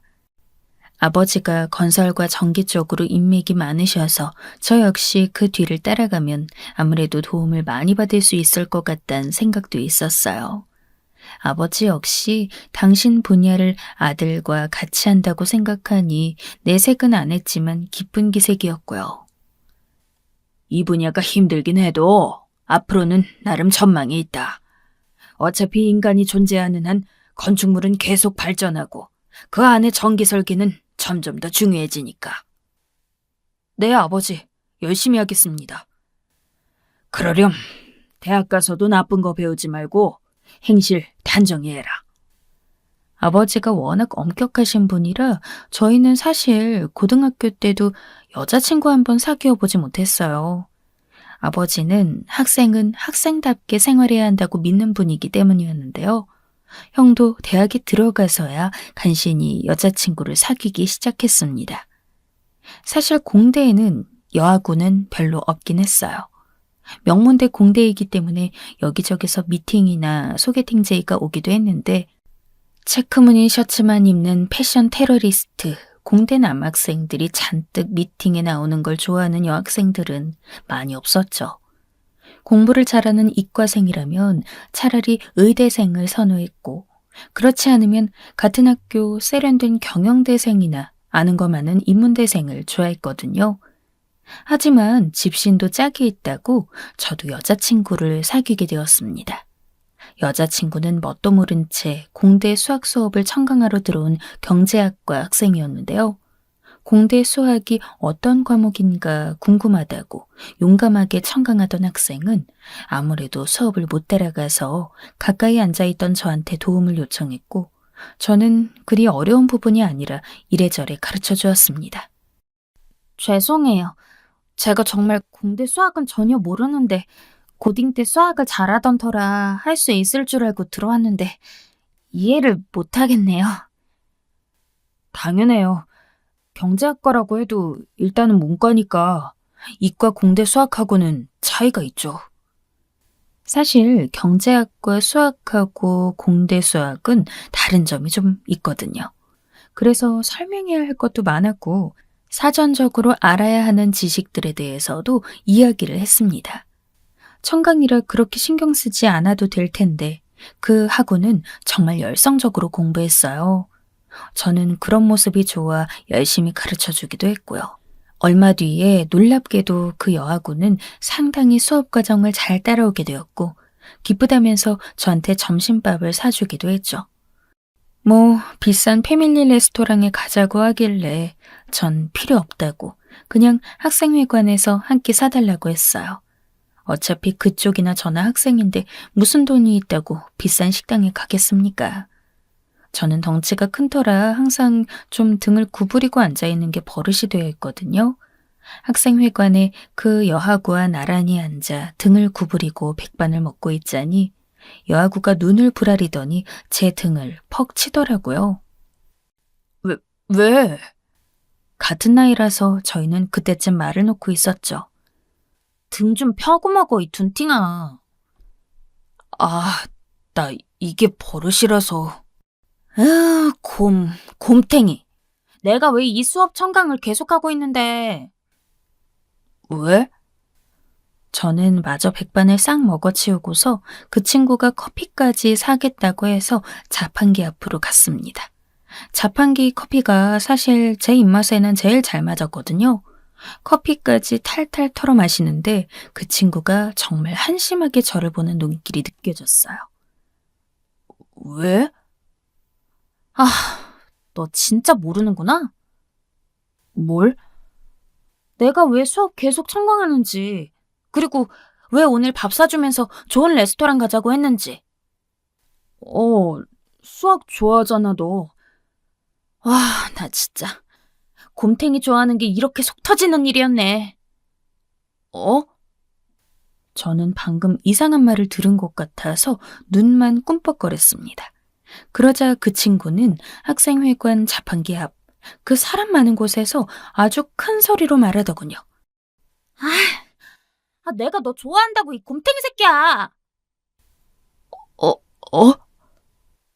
자꾸 그 멍청한 엇소리만 계속 할 거야? 학관 주변에 선 사람들이 전부 저희를 쳐다보는 게 느껴졌어요. 놀랐다가 점차 사람들이 수군대면서 흥미로운 눈들로 바뀌고 갑자기 응원하는 분위기가 되는 것도 느껴졌죠. 전 멍청하게 있다가 말을 더듬었어요. 너가 나 좋아한다고? 그래. 왜? 그 친구는 진짜 말문이 막힌다는 듯한 얼굴로 절 보더니 그대로 뒤돌아서 확 가버리더라고요. 주변 사람들한테서 작은 탄식이 흘러나오고 저는 어리둥절했지만 그 친구를 놓치면 안 될 것 같아서 급히 쫓아갔습니다. 들으시는 분들은 이미 눈치채셨겠지만 그 친구는 정말 저를 좋아해서 계속 그 수업을 청강하고 있던 거였어요. 처음 청강하러 온 것도 서점에서 절 마주쳤는데 비 오는 날 제가 떨어뜨린 책을 주워줬을 때 반해서였다고요. 저는 기억이 안 나는데 말이죠. 그래서 저희는 사귀기 시작했고 항상 여자친구가 주도적인 관계였습니다. 여자친구는 행동력, 추진력 있는 타입인데다가 화끈한 성격이라서 항상 제가 끌려다니는 편이었죠. 그래도 불만은 없었어요. 여자친구도 모범적인 사람이라서 문제가 될 만한 걸 바란 적은 단 한 번도 없었으니까요. 심지어 여자친구는 저를 졸라서 저희 집 앞까지 가서 아버지를 뵙기도 했습니다. 아버지는 인사하는 여자친구를 보고서 밝은 얼굴로 인사하신 뒤 만족스러워 하셨죠. 아가씨가 아주 인사성도 밝고 예의도 바르다면서요. 여자친구는 빈손으로 가지도 않았고 작은 홍삼 세트를 하나 사서 드렸거든요. 그래서 저희는 대학 시절 내내 사귀고 졸업한 이후에도 계속 관계를 이어갔습니다. 둘 모두 졸업하고서 취업은 상당히 빠르게 잘한 편이었고요. 저는 아버지 분야인 건설 중 전기 설계와 기술 쪽으로 들어갔고 여자친구는 대기업 사무직 신입사원으로 입사했습니다. 그렇게 잘 사귀다가 저희 나이가 20 후반쯤 되었을 때 이제 결혼을 정말 해야겠다는 생각이 들더군요. 저는 여자친구에게 정석적으로 좋은 다이아몬드 반지를 사서 프로포즈했고 여자친구는 눈물을 글썽거리면서 이 곰탱이가 또 언제나 되어야 청혼할까 걱정했어 라고 말하면서 승낙을 해주었죠. 저는 둔했지만 여자친구에게 청혼하고 승낙받는 그 순간만큼은 정말 떨리고 긴장되더라고요. 그리고 결혼 준비는 빠르게 되었습니다. 양가 부모님이 사실 저희 커플의 얼굴만 아시는 정도였기 때문에 서로 인사드리는 것으로 시작했어요.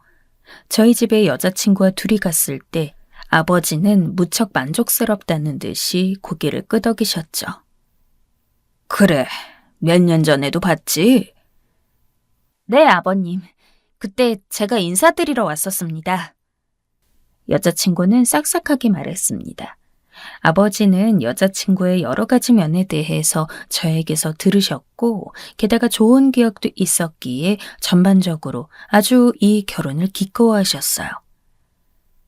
나는 내 아들이 모범적이길 바라는 만큼 내 아들이 꾸릴 가정도 모범적이길 바란단다. 너도 참 좋은 아이 같으니 난 걱정이 없구나. 아버지는 따뜻하게 웃으셨고 저는 안도했고 여자친구는 기뻐했습니다. 저한테서 저희 아버지가 얼마나 깐깐한지를 잘 들어왔기 때문이었죠. 어머니는 서글서글하고 성격 좋은 여자친구가 마냥 예쁜 듯 계속해서 뭐라도 먹으라고 과일이나 차, 간식거리를 주셨어요. 여자친구는 기쁘게 그걸 먹으면서 행복하게 저를 보고 웃었습니다. 이제 예비 장인어른, 예비 장모님을 뵈러 갈 날이 되었죠. 저는 일전에 한번 예비 장모님께 인사는 드린 적이 있었기에 조금 편한 마음으로 뵈러 갔습니다. 그런데 가는 차 안에서 여자친구가 조금 불안한 얼굴로 입을 열었어요. 사실 우리 아버지 말이야. 왜? 아버지가 주사가 좀 있으셔. 술도 좀 많이 드시고. 하고 저는 고개를 끄덕였습니다. 사실 어르신들 중에 그런 분이 한둘이어야죠. 그간 직장 상사나 대학 은사님 등 술 많이 드시고 주사 있는 분들 여러 뵈었기 때문에 그리 걱정은 되지 않았어요.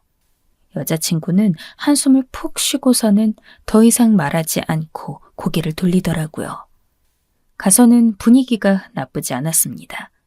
예비 장인어른은 껄껄 웃으면서 저를 좋게 보시는 것 같았고 예비 장모님은 조금 새침한 인상이었지만 제가 듬직하고 아주 좋다고 하시더라고요. 저는 사람 눈치를 잘 못 채기 때문에 확신할 수는 없었지만 밝은 여자친구의 표정을 보니 잘 되고 있는 건 확실했습니다. 저녁 식사를 하고 예비 장인어른은 술을 가져오라고 해서 한 병을 따셨습니다. 자, 마시게. 난 주량 무척 중요하게 봐. 알겠지? 잘 마셔서 날 이겨야 해. 장인어른은 저한테 단호하게 말씀하셨어요. 사실 저는 어른들이 저런 말씀하실 때마다 이해하기 힘들었습니다. 주량이 대체 왜 중요한지, 왜 이기고 싶어 하는 것인지 정말 알 도리가 없었거든요. 하지만 어른 말씀이었기에 말대꾸하지 않고 그냥 주시는 대로 받아 마셨습니다. 사실 제가 덩치가 상당히 크기 때문에 주량이 적진 않았어요. 적어도 연세 많으신 예비 장인어른보다 못 마실 리는 없었죠. 술이 한 병, 두 병 늘어가면서 여자친구는 눈에 띄게 불안해했지만 저는 괜찮다고 했습니다. 사실 저도 술이 거나하게 올라오고 있었는데 평생 이렇게 마셔본 적이 없을 정도였죠. 그때쯤 이미 장인어른은 거의 제정신이 아닌 것처럼 보였는데 그래도 술잔을 놓지 않고 한 잔 더를 외쳤습니다. 저는 주시는 술을 거절할 정신도 없어서 그냥 넙죽넙죽 다 받아 마셨고 점점 더 취해갔죠. 일생에 그만큼 취해본 적이 없어서 저는 장인어른보다는 좀 나았지만 제정신이 아니었습니다. 여자친구는 불안해져서 저를 끌어당기면서 예비 장인어른한테 싫은 소리를 했죠. 그만 마셔요, 아빠. 사람을 이렇게까지 떡을 만드는 게 어딨어. 너 그런 소리를 아빠한테? 자기야, 빨리 가자. 집에 가서 얼른 자. 내일 일요일이라 다행이네. 나 대리운전 좀 불러줘.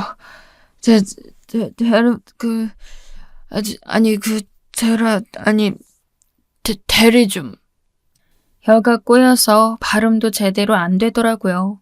생전 처음 겪는 취기에 발걸음이 꼬일 정도였습니다. 그런데 장인어른이 벽에 기대어 앉아 있다가 대리운전 소리를 듣더니 갑자기 버럭 소리를 지르셨어요. 야, 임마!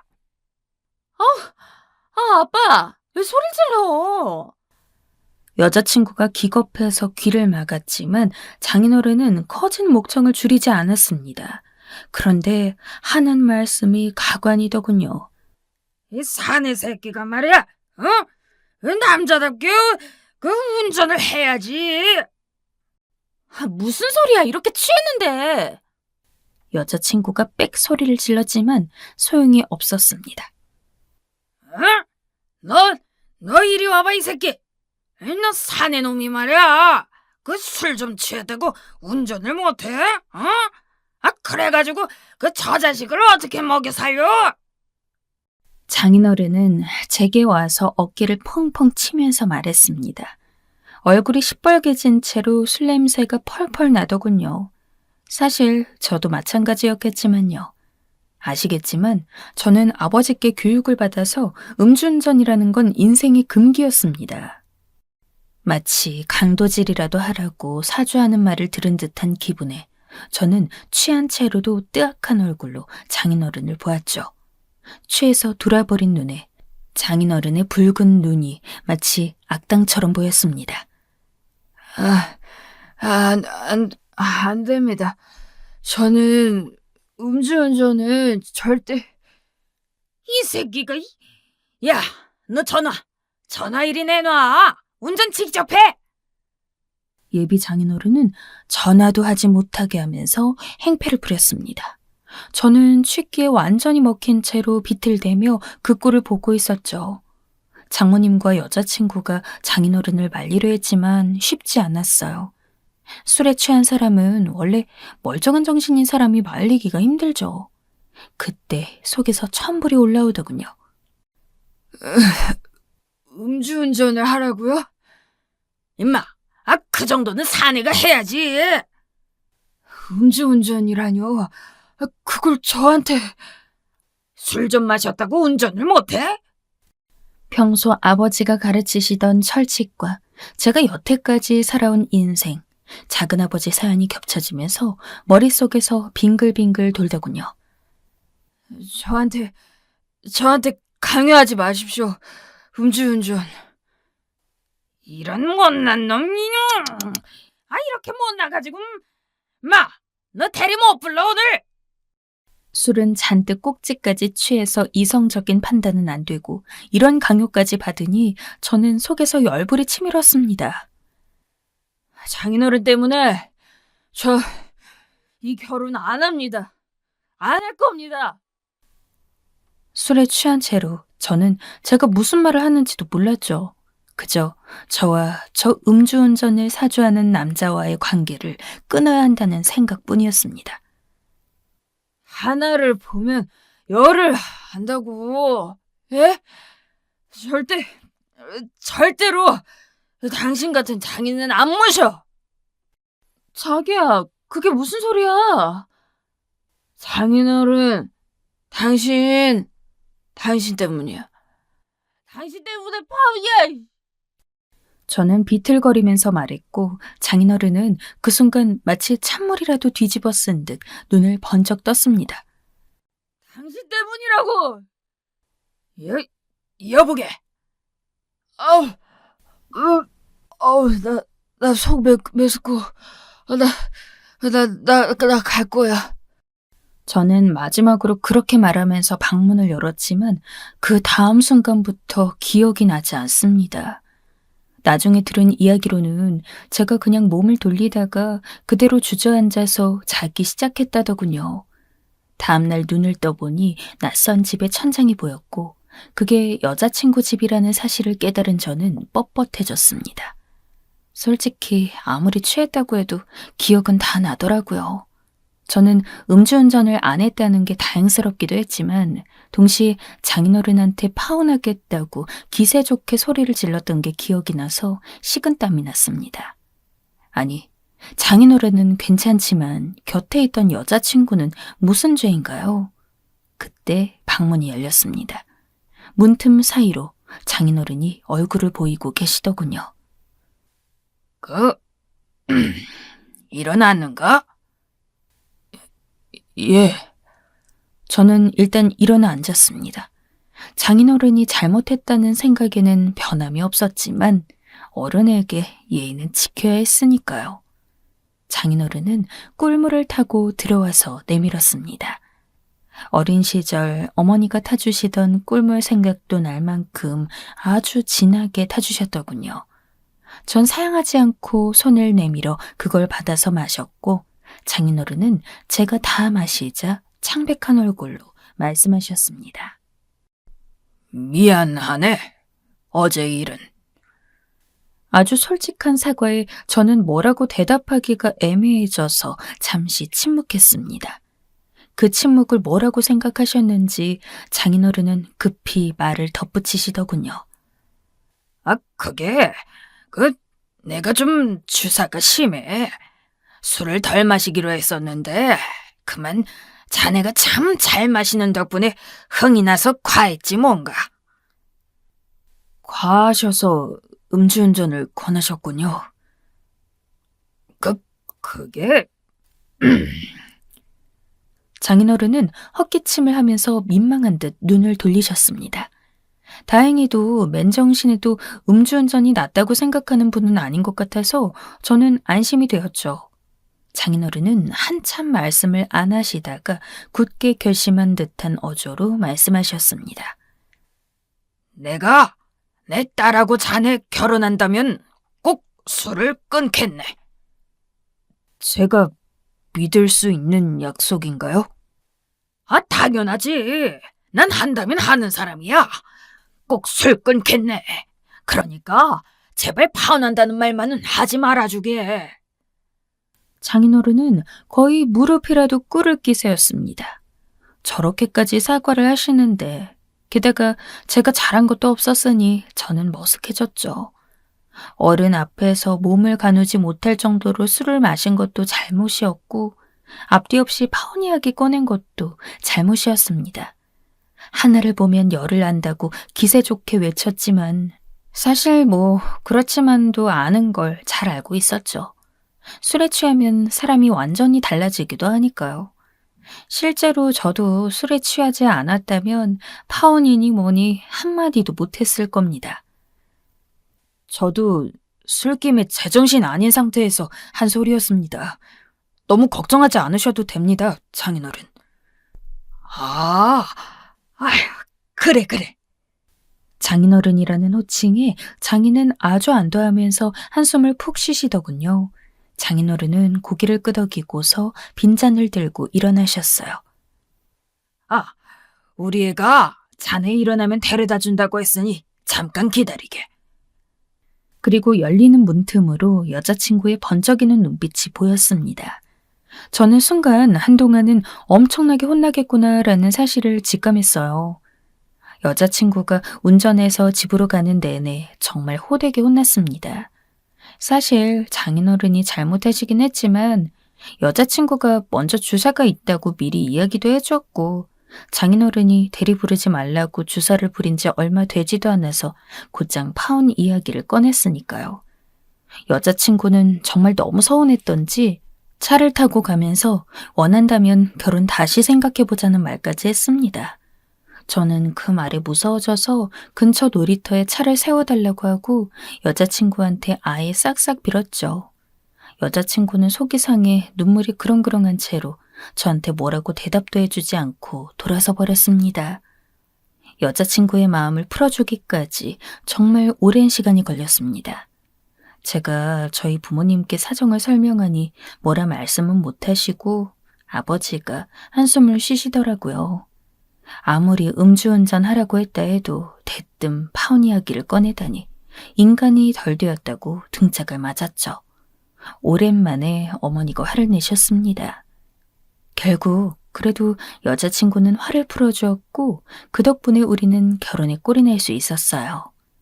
그 과정 중에 당연히 술을 마시는 절차는 완전히 생략되었고요. 장인어른은 혹시라도 제가 보는 앞에서 술에 입을 대게 될까 항상 조심하셨습니다. 사실 제가 장인어른께 술을 끊으라고 요구할 권리 같은 건 없었지만 장인어른의 금주로 인해 장모님과 제 와이프가 아주 좋아해서 그냥 그러시도록 두었습니다. 결혼 후에도 간혹 그때 일이 떠올라 화가 나면 와이프가 가끔 톡 쏘는 소리를 하기도 했습니다만 제 잘못이니까요. 어쨌든 결혼에는 성공했기 때문에 절대 다른 생각하지 않고 그저 좋은 남편이 되기를 바라면서 살아가고 있습니다. 얼마 전에는 우리에게 소중한 아기도 찾아와서 좋은 아빠가 되기를 역시 바라고 있고요. 결혼 전에 난리를 겪긴 했지만 그래도 다 좋은 쪽으로 풀려서 다행이었죠. 제 이야기는 여기까지입니다. 부디 재미있게 들으셨기를 바라면서 이만 줄이겠습니다.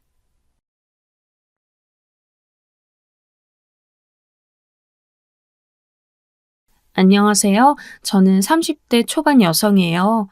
저는 20살 되자마자 집에서 나와 대학 기숙사 생활을 하며 지냈습니다. 기숙사 생활 끝나고 자취를 시작한 후로는 계속 혼자 살았고요.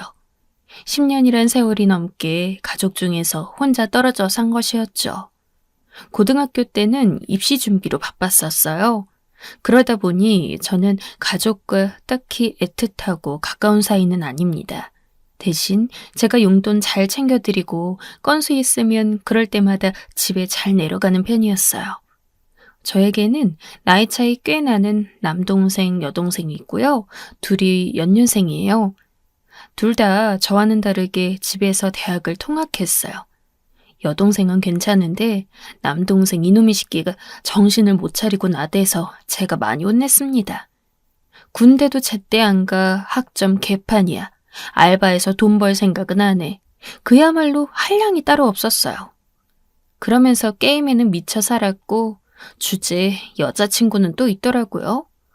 제가 충격받았던 건 제가 부모님께 드리는 용돈이 모두 남동생에게 가고 있다는 걸 우연히 알게 됐던 일입니다. 그러니까 남동생은 제가 가끔 주는 용돈까지 포함해 돈을 이중으로 챙기고 있었던 거죠. 와, 부모님을 향한 배신감으로 치를 떨었고 차별당한 여동생도 너무 속상해 있었어요. 제가 너무 화가 나서 부모님께 용돈 끊겠다고 했었고요. 단호하게 말씀드렸습니다. 애를 오만방자하게 굴도록 만든 건 바로 부모님이라고요. 저의 이 발언 때문에 기분 상하는 대화가 많이 오갔고 그 후로는 약간은 가족들하고 어색어색해진 그런 게 아직까지 남아 있습니다. 저를 10분 이해해주는 여동생과는 늘 내통하고 있지만요. 하여간 저는 자립심 강한 성격이고 혼자 오래 살아서 그런지 장녀라고 해도 가족을 향한 희생정신이나 책임이 투철하진 않습니다. 개인 플레이를 더 좋아해요.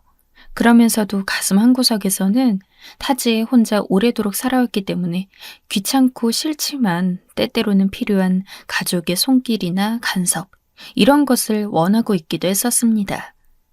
제가 결혼한 남자의 조건이 딱 그러했어요. 저희는 직장에서 만났습니다. 처음 봤을 때부터 외모가 제 타입이더라고요. 객관적으로 아주 잘생기진 않았는데 여자들만의 그런 거 있잖아요. 여자들은 자기만의 이상형이 견고하게 존재하는데 그거 성립되면 반드시 잘생기거나 키가 크지 않아도 오케이거든요. 저도 그랬고요. 제가 좋아하는 특유의 인상이 있습니다. 연예인도 꼭 그런 인상의 사람한테만 빠져들어요. 그런데 남편이 딱 그렇게 생겼더라고요. 대본에 관심이 갔죠. 그리고 얘기는 나눠보다 보니 점점 호감까지 생겼어요. 여자친구가 없다고 하는 것에 옳다거니 싶었죠. 저는 그때 연애 끊긴 지 1년이 넘어가던 차였고 아주 외롭기도 했었거든요. 에이씨, 암만 그래도 사내 연애는 좀 그런가? 너무 아닌가? 하루에 10번은 더 거울 보면서 혼잣말을 했을 거예요. 지를지 말지 갈등하면서 한동안 지냈습니다. 그런데 어느 순간부터 딱 보니까 이놈도 절 좋아하는 것 같은 거예요. 저한테만 눈빛이 진득하고 시답지 않게 챙겨줬죠. 오늘 커피 아직이시죠? 저 지금 나가는 길인데 사다 드릴까요? 이런 질문을 꼭 저한테만 했습니다. 촉이 왔죠. 용기 내서 떠봤더니만 역시 그쪽도 저를 마음에 담아두고 있었대요. 그렇게 몰래몰래 연애를 시작했어요. 만년 자취생인 저와는 다르게 본가에서 통근하는 사람이었습니다. 저희가 적은 나이도 아니고 사귀면서 서로 맞는다는 거 판단 완료한 순간부터 이 사람이 결혼 상대로는 어떨까를 재고 있었어요. 그러다가 제가 이 남자와 결혼하고 싶다는 욕구가 생긴 계기가 좀 특이한데 저희 집 이야기를 듣더니 제 남동생을 못마땅해 하더라고요. 정신머리 교육이 덜 된 것 같대요. 자기는 외동인 대신에 어릴 적에 이모네랑 같이 살아서 또래의 사촌 2명과 경쟁하듯 치고박으면서 자랐대요. 그런데 자기 생각에는 제 남동생은 그런 과정이 없었던 것 같다고 추측하더라고요. 아주 딱 맞췄죠. 경쟁이 어디 있어요. 저희 남동생은 저희 집 프린스였는데요. 저는 남편이 만약에 제 남동생을 두고 남자가 그럴 수도 있지 이랬다면 깼을 것 같아요. 정반대로 나와주니까 마음에 들었던 거죠. 청혼도 제가 먼저 했네요. 제가 피차 시간 끌지 말고 결혼하자니까 수줍게 웃으면서도 남편이 고개를 열심히 끄덕였어요. 귀엽더라고요. 그리고 저희 신혼집은 예상하지 못했던 건데 이미 정해져 있는 것이나 다름없었어요. 시부모님이 한 동네 빌라에 살던 사람이 급하게 미국 가면서 집 내놓는다는 정보를 듣고 매입을 해준 게 있었대요. 3년 넘게 세놓고 있는 중인데 저희 결혼하면 지금 새 들어와 있는 집 계약 끝나는 대로 입주하면 될 것 같다고 했습니다. 지난 몇 년간 집값이 폭등했는데 혹시 영영 저희 집이 된다면 그건 로또 맞는 거였죠. 기대하지 않았던 부분에서 웬 떡인가 싶었습니다. 그렇게 저희는 회사 사람들 깜짝 놀라게 만드는 결혼을 했고 그 집에 입주해 살게 되었죠. 혼수만 채우면 끝이었으니 완전 감사한 상황이었지만 아무래도 시댁이 가까워도 너무 가까운 게 마음이 걸리긴 했어요. 시아버지는 엄청 조용한 분이었습니다. 애정을 돈으로 표현하시는 건지 용돈을 잘 주셔서 몸둘 바를 모르겠더라고요. 저는 살면서 아주 어렸을 적 받았던 세뱃돈 말고는 용돈을 받아본 적이 없거든요. 시아버지의 단점이라면 집안에서 담배를 피우시는 것이었습니다. 그렇게 실내에서 피우시는데도 남편한테서 그간 담배 쩐내를 못 맡았던 게 정말 신기했네요. 옛날에는 식당에서도 다 피고 기차며 버스 안에서도 다들 피웠어. 시아버지가 껄껄 웃으며 하는 말씀에 속으로는 시대가 변해도 많이 변했는데요. 이렇게 생각했지만 겉으로는 그냥 미소 짓고 말았어요. 애연가라 그러신지 시어머니와 각방을 쓰고 계셨습니다. 시댁은 5층짜리 빌라의 5층이었어요. 건물이 오래됐고 엘리베이터 따윈 없었습니다.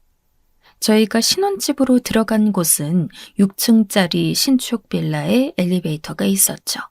시아버지가 계단 오르락내리락 하는 거 귀찮다고 외출을 거의 안 하셨어요. 시어머니는 다리 운동 되는데 뭐가 문제냐고 하는 입장이었지만요. 혹시나 저희 신혼집과 바꾸길 원하시는 건지 염려가 되었는데 옥상에 이것저것 놓고 쓰시기 때문에 행여라도 바꿀 생각은 없다고 하셨습니다. 다행이었죠. 시아버지와 다르게 시모는 인상부터가 좀 화했습니다. 어떻게 표현해야 할지 모르겠는데 얼굴을 보면 화한 인상이에요. 남편이 시어머니를 닮았는지 둘 다 똑같이 피부가 엄청 하얗고요. 여튼간에 결혼하고 그곳에서 신혼생활이 시작되었습니다. 며칠 안 지났을 때부터 저는 시어머니의 간섭질, 그것에 입질 오고 있음을 눈치챘어요. 시아버지랑 둘이 있으면 재미가 없다고 저희 집에 자꾸 오셔서 저 뭐하고 있는지 구경하셨습니다. 와, 어찌나 신경 쓰이던지요. 그런데 어느 날은 세탁실에서 뭘 자꾸 뒤적거리시더니 대뜸 빨래 세제 지적을 하셨어요. 처음에는 비싼 제품 쓴다고 뭐라 하시는 줄 알았습니다. 그런데 아니었어요. 형준이가 피부가 약하고 예민해서 세제 아무거나 쓰고 그러면 안 되는데. 순하게 나온 것들 많잖아, 왜. 마트 가면 버젓이 널렸는데 어쩜 독한 걸 사서 쓰니? 남편의 예민한 피부, 호흡기, 알러지 걱정이었습니다.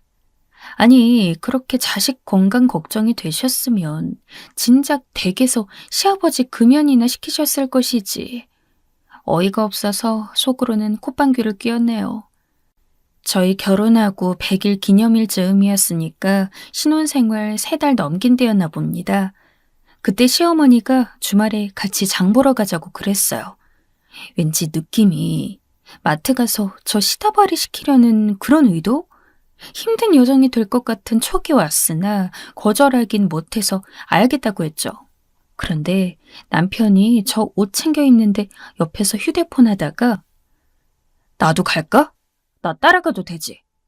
자꾸 이러는 거예요. 뭐 하는 수 없이 같이 갔죠. 저희 집에서 골목 빠져나와서 시댁 쪽으로 가니까 시어머니 단박에 운전석에 남편 앉아있는 걸 보면서 표정이 썩으셨습니다. 제가 모른 척 해맑게 여쭈어봤죠. 어머니, 제가 뒷좌석으로 갈까요? 아니야. 내가 뒤에 타지 뭐. 그게 낫지. 떨떠름한 얼굴이 된 시어머니를 뒷좌석에 태우고 마트로 갔습니다. 슬쩍 보니까 표정이 시시각각 변하는 게 얼마나 웃기던지.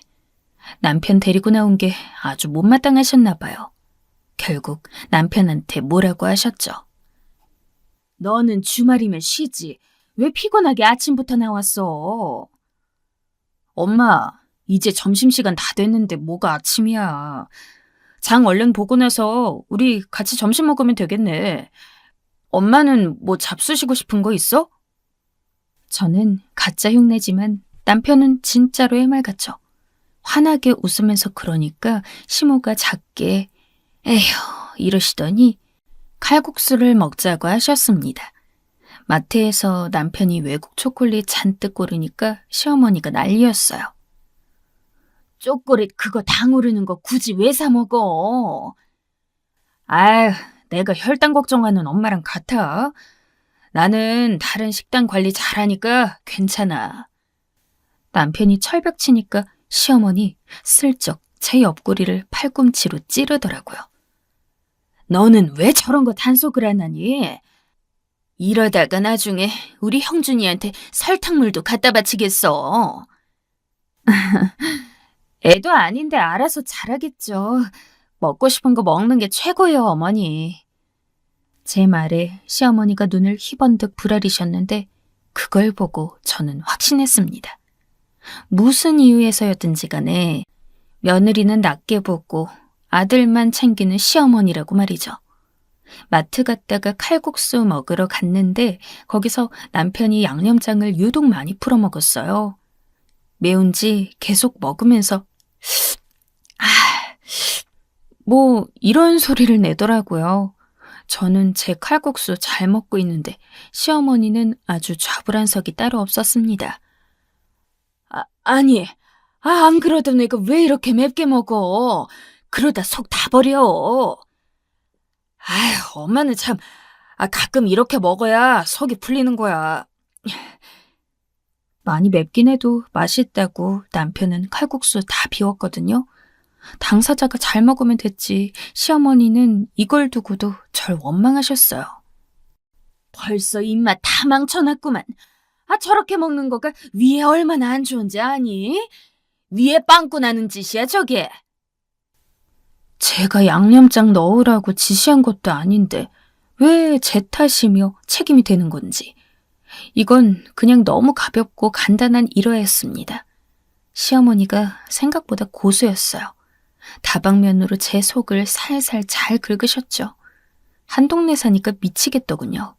시어머니가 잘해주셔도 신경 쓰일 판국인데 그렇게 나오시니까 제 속이 그냥 문드러졌습니다. 가끔 시댁 있는 방향으로 허공에 주먹질을 했어요. 그래야 잠깐이나마 후련했거든요. 그런데 제가 어느 날 엄청난 광경을 목격해버리고 말았습니다. 처음은 이거였어요. 옷 버릴 거 모아다가 헌옷 수거함에 넣으러 가는 길이었습니다. 밤이라서 대충 슬리퍼 끌고 모자만 쓰고 집 앞에 나갔죠. 그랬다가 보고만 거요. 빌라촌 골목 안으로 들어서고 있는 시어머니, 그리고 의문의 남자를요. 이상해서 지켜보니까 그 남자가 시댁 옆 빌라로 들어가는 게 보였습니다. 아주 가까이 사는 이웃인 셈이었죠. 별거 아닐 수도 있지만 요상한 촉이 피어올랐어요. 남편한테 물어봤죠. 시어머니가 동네 사람들하고 잘 지내는지, 교류하시는지 이런 거요. 남편이 갸웃하더니 딱히 안 그렇다고 했습니다. 글쎄, 전에 살던 데에선 다 알고 잘 지냈던 것 같은데 여기 와선 그런 거 없어. 요즘 다 그러고 살잖아. 누구네랑 왕래하고 그런 게 어딨어. 우리 부모님도 똑같아. 일단 이 정보까지는 입수했고 그랬다가 제가 한동안 또 이걸 잊고 지냈어요. 연차 쓰고 뒹굴거린 날에 제대로 된 목격을 하게 될 줄은 꿈에도 몰랐죠. 저희 동네에 아주 큰 산이 있습니다. 먼 지역에서도 이 산을 타려고 사람들이 많이 찾아와요. 유명한 산이 있다? 그 말인 즉슨 그 부근에는 숙박업소들이 많다는 얘기입니다. 연차가 많이 남아서 강제로 하나 쓰려고 쉬었던 날이었어요. 집안일하고 TV 보다가 운동 삼아서 옆 동네까지 노래 들으면서 걸어가 봤습니다. 한참 빠르게 걸었더니 목이 말라서 편의점에서 음료수 사가지고 나오는데 바로 대각선 앞쪽에 있는 모텔에서 중년 커플이 걸어 나오고 있는 게 보였어요. 바람막이 점퍼에 달린 모자를 썼다지만 제가 그렇다고 시어머니를 못 알아볼 건 아니었습니다. 헐, 이게 뭔 일이야? 저 남자는 그 옆 빌라 사는 저번에 그 아저씨잖아. 엄청난 걸 봐버린 저였습니다. 이걸 알고도 가만히 있느냐 이게 문제였는데 막상 까려고 하니까 그러기엔 또 못해서 망설여졌어요. 오히려 괜한 사실을 알아버렸다는 생각만 들었죠. 알고 싶지 않은 시어머니의 민낯을 봐버린 기분이었습니다. 왜 처신을 똑바로 안 하고 다니셔서 나에게 이런 치부를 들키시는지. 그 후로 시어머니가 저한테 잔소리하실 때마다 속으로는 불륜사실 폭로하는 망상을 했어요. 시어머니가 아무리 모진 발언을 저에게 던지셔도 저는 속으로 백주대낮에 모텔에서 나온 사람이 하실 소린 아니네요. 즐겁게 외쳤죠. 어디까지나 속으로만 그랬다는 것이지 절대 발설하진 않았어요. 이 얘기를 꺼내면 어떻게 꺼낼 것이고 뒷감당은 어떻게 감당한다는 건가요? 전 자신 없었어요. 여동생한테 슬쩍 한번 물어봤죠. 정말 만약에 이런 일이 있으면 너는 어떡할 거냐고 그랬더니 아주 신중한 답변을 저에게 들려주더군요. 근데 알았다고 해서 그걸 터뜨리려면 쉽지 않겠는데? 나한테도 불이익이 어떻게든 올 수 있거든. 그치. 이런 건 웬만하면 덮고 사는 거지. 시어머니가 며느리 갈구더라도. 일단은 그래야지. 그랬다가 빡치면 이제 터지는 거지. 어떻게 되든 상관없고 이판사판이면 그때는 다 터뜨리는 게 맞지. 여동생 얘기 듣고 그렇게 생각하니까 기분이 한결 나았어요. 마치 이런 것이었죠. 해봐라 어디. 나는 너의 치부를 알고 있다. 네가 암만 그래봤자 내가 더 우위다. 제가 패를 쥐고 있다는 생각에 마음이 좀 너그러워졌습니다. 그러다가 끝내 결국에는 크게 사달이 나게 되었어요. 진짜 저는 이 일만 아니었다면 혼자서 임금님 귀는 당나귀 허공에 외치면서 살았을 겁니다. 그런데 자폭 버튼을 거나하게 눌러주신 건 바로 시어머니였어요. 때는 평화로운 주말 아침이었습니다. 저는 늘어지게 자고 있었죠. 왜냐하면 너무 피곤했었기 때문이에요. 금요일에 일이 지독히도 많이 쌓여 있었고 퇴근한 후에는 또 금요일 밤 기분을 내면서 즐겨야 하니까 일찍 안 잤습니다. 그래서 저는 당당하게 늦잠 잤어요. 주말인데 뭐가 문제인가요? 저보다 먼저 일어난 남편이 혼자서 식량을 찾아 먹었던 거예요. 그리고 이때 시어머니가 웬 뜬금없이 저희 집을 방문하셨습니다. 이건 순전히 저의 추측이긴 한데요. 시어머니가 뭐 기분 안 좋은 일이 있으셨던 것 같아요. 기분이 잡친 채로 저희 집에 들이닥치신 거였죠. 제가 잠에서 어렴풋이 깼을 때부터 신경질적으로 목소리가 갈라진 시어머니의 소리를 들었거든요. 시어머니도 그날따라 원래 짜증이 나 있으셨으니까 그랬던 것 같아요. 제가 밖에서 시어머니 목소리가 계속 들려오니까 결국 잠에서 완전 깼습니다. 흠칫해서 일어났어요. 갑자기 들이닥치다니. 이건 매너가 아니란 생각을 하고 있었어요. 시계를 보니까 오전 11시 거의 다 되어가고 있었습니다. 아, 엄마, 그냥 더 자게 냅둬. 남편의 다급한 목소리가 들려옴과 동시에 안방문이 벌컥 열렸습니다. 시어머니였죠. 저는 일어나서 이부자리 모양새를 정리하고 있던 와중이었어요. 아니, 어머니, 갑자기 웬일이세요? 너는 해가 중천에 떴는데도 지금까지 퍼질러 자고 있었냐? 시어머니가 버럭 소리를 질렀어요. 방금 일어났던 저는 예고 없는 시어머니의 방문, 그리고 고성까지 2연타를 맞아서 어안이 벙벙했네요. 제가 어떻게 상황을 수습할 말을 할 수는 없어서 그냥 어색한 웃음만 흘렸습니다. 남편이 얼른 자기가 먹은 걸 설거지하길래 보니까 우유에 시리얼을 말아먹었더라고요. 남편이 설거지하는 그 짧은 순간에도 시어머니는 영 못마땅한 표정으로 저를 흘겨보셨죠. 여차저차 하다가 남편은 씻는다고 욕실 들어갔습니다. 그러자마자 시어머니가 아주 기다렸다는 듯 저한테 막 쏘아대셨어요. 제가 너무 황당해서 저희 남편 시리얼 좋아한다고 그랬죠. 그랬더니 더 화를 내시더군요. 아침밥 안 차려주니까 차디찬 우유에 과자나 말아먹는 거다냐? 지 신랑 이렇게 안 챙기는 경우가 세상 어디 있냐? 응?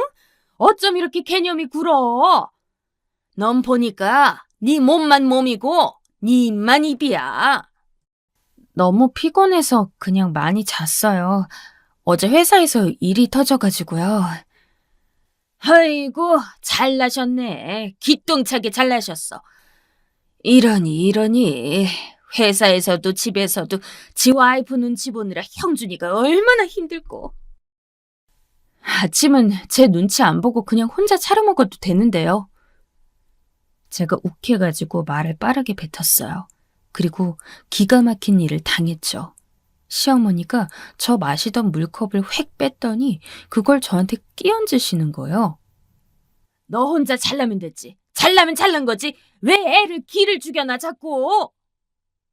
시어머니의 발언에 제가 드디어 눈이 돌아갔습니다. 제가 무슨 남편의 기를 죽였단 건지. 시어머니가 이날 왜 짜증이 나 있었는지는 모르겠으나 그걸 저한테 푸는 게 어이가 없었어요. 그리고 원래도 시어머니의 핀잔은 받아줘도 끝이 없었습니다. 저도 이판사판이었어요. 끝을 보자는 생각이 들었습니다. 그러게요. 제가 어머니를 본받았어야 했는데. 어머니는 옆빌라 사는 분이랑 모텔 다니시는데도 밥을 잘 차리시잖아요. 저보다 나은 커리어 우먼이시죠. 시어머니가 아무런 말씀도 없으셨어요. 저희 소란에 씻다가 말고 나왔던 남편.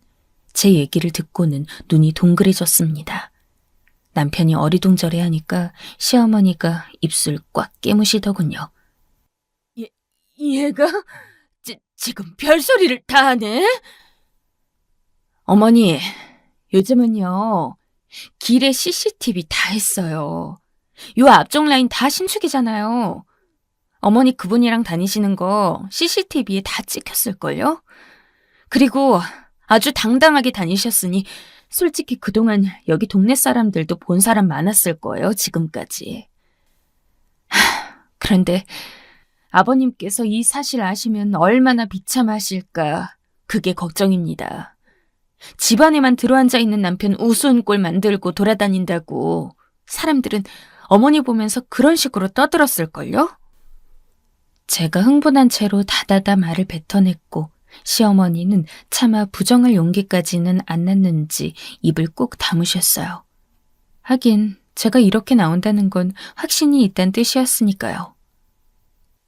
엄마 진짜야? 이거 다 무슨 소리야? 이거 뭐야 지금 남편이 놀랐는지 떨리는 목소리로 물었지만 시어머니는 끝내 이렇다 할 말씀이 없으시다가 발길을 돌리셨습니다. 그때야 알게 된 것인데 남편이 제 생각보다 자기 아버지 엄청 위하는 아들이었더라고요. 그렇기 때문에 집구석에서 늘 담배만 피고 있어도 잘 따랐던 겁니다. 시아버지를 시어머니가 잘 안 챙겨줄까봐. 그래서 더 시어머니한테 잘하려고 애쓰면서 살았대요. 그랬으니 남편의 충격은 말도 못했고 배신감에 휩싸여 있었습니다. 처음에 안 지는 좀 됐어. 이게 맞는지 많이 고민했고 내가 집안 망가뜨릴까봐 입 다물고 있었어. 자기한텐 먼저 말하려고 했어. 타이밍 보고 있었는데 일이 이렇게 돼버렸네. 이루 말할 수 없을 만큼 내가 미안해. 제가 먼저 선수 쳐서 남편한테 사과했어요. 울먹거리면서 말하니까 남편이 오히려 아니라고 저한테 괜찮다고 말해주는데 힘이 하나도 없더라고요. 남편은 시아버지 속이고는 못 산다고 그랬어요. 직접 가서 말하겠다고 했습니다. 저도 같이 가겠다고 했는데 남편이 거절했어요. 남편이 비장하고도 슬프게 시댁으로 출동했고 저는 마음 다스리면서 조용히 커피 내려서 마시고 있었어요. 한참을 혼자서 휴대폰이나 들여다보고 있는데 시어머니가 왔습니다. 당황스러웠지만 일단 들어오시라고 했죠. 시어머니가 물기 가득한 눈으로 저를 째려보셨어요. 저는 한 대 맞을까봐 본능적으로 간경 유지하고 있었네요. 너 왜 사람을 이렇게 만들어? 니까짓 게 네가 뭔데 설쳐서 날 우습게 만들어? 어머니, 잘못한 사람이 잘못이지 왜 저한테 뭐라고 하시는 거예요? 네가 하도 우리 형준이 못 챙기길래 내가 그것 좀 혼냈기로써니 속에 담아뒀다가 나 연맥인 거지? 아직도 시어머니는 정신을 못 차리셨더군요. 그래서 저도 어차피 신명나게 어그러진 고부 사이 이참에 할 말 했습니다. 제가 더 직급 높은 건 알고 계시죠? 연봉도 제가 더 높아요. 업무적으로는 더 말할 것도 없고요. 전 책임질 게 많은 위치이기 때문에 일하면서 받는 스트레스도 더 심해요. 굳이 한 명이 해야 한다면 제가 아니라 어머니 아들이 집안일 하고 밥 차려야죠. 시어머니 입이 떡 벌어지셔선 저한테 부들부들 떨리는 손으로 삿대질을 하셨지만 조금도 위협적이지 않았습니다. 이게 어디서 자꾸 재수없게 말대꾸야? 그때 남편이 들어왔어요. 금세 시어머니 뒤를 따라왔던 모양이었습니다. 엄마, 진짜 왜 이러냐고. 엄마 이렇게 추한 사람이었어? 남편이 크게 소리를 질러서 정말 깜짝 놀랐습니다. 연애 기간 포함해 남편이 그토록 분노에 차 소리 지르는 모습은 처음이었네요. 저한텐 작은 말싸움도 무조건 져주는 사람인데 고함을 치다니. 시어머니도 적지 않게 놀란 표정이었어요. 많이 놀라셨는지 전의를 상실하시곤 그대로 저희 집을 나가셨습니다. 그리고 거기까진 예상 밖이었는데 시부모님이 이혼을 결정하시게 됐어요. 시어머니는 노모가 계신 친정댁으로 가서 생각을 정리하며 지내신다고 했습니다. 시아버지는 담배를 끊으셨어요. 가까운 공원으로 가서 산책하는 것도 하시고 앞으로 세상을 좀 보면서 살아야겠다고 말씀하시더군요. 청춘을 다 바친 회사에서 정년 퇴임 직전 팽당하신 충격으로 소극적인 생활만 하시게 된 것이었는데 이제 좀 바뀌어보고 싶다고 하셨어요. 저희가 시아버지 앞에서 죄송하다고 더욱 효도하며 잘하겠다고 그랬는데 고개를 저으셨습니다. 굳이 애쓰고 그럴 거 없어. 둘이서 잘 살면 그게 나한테 효도하는 거야. 그 말씀에 감사하고 죄송한 마음으로 더 열심히 살고 있어요. 남편하고도 더 잘 지내야죠.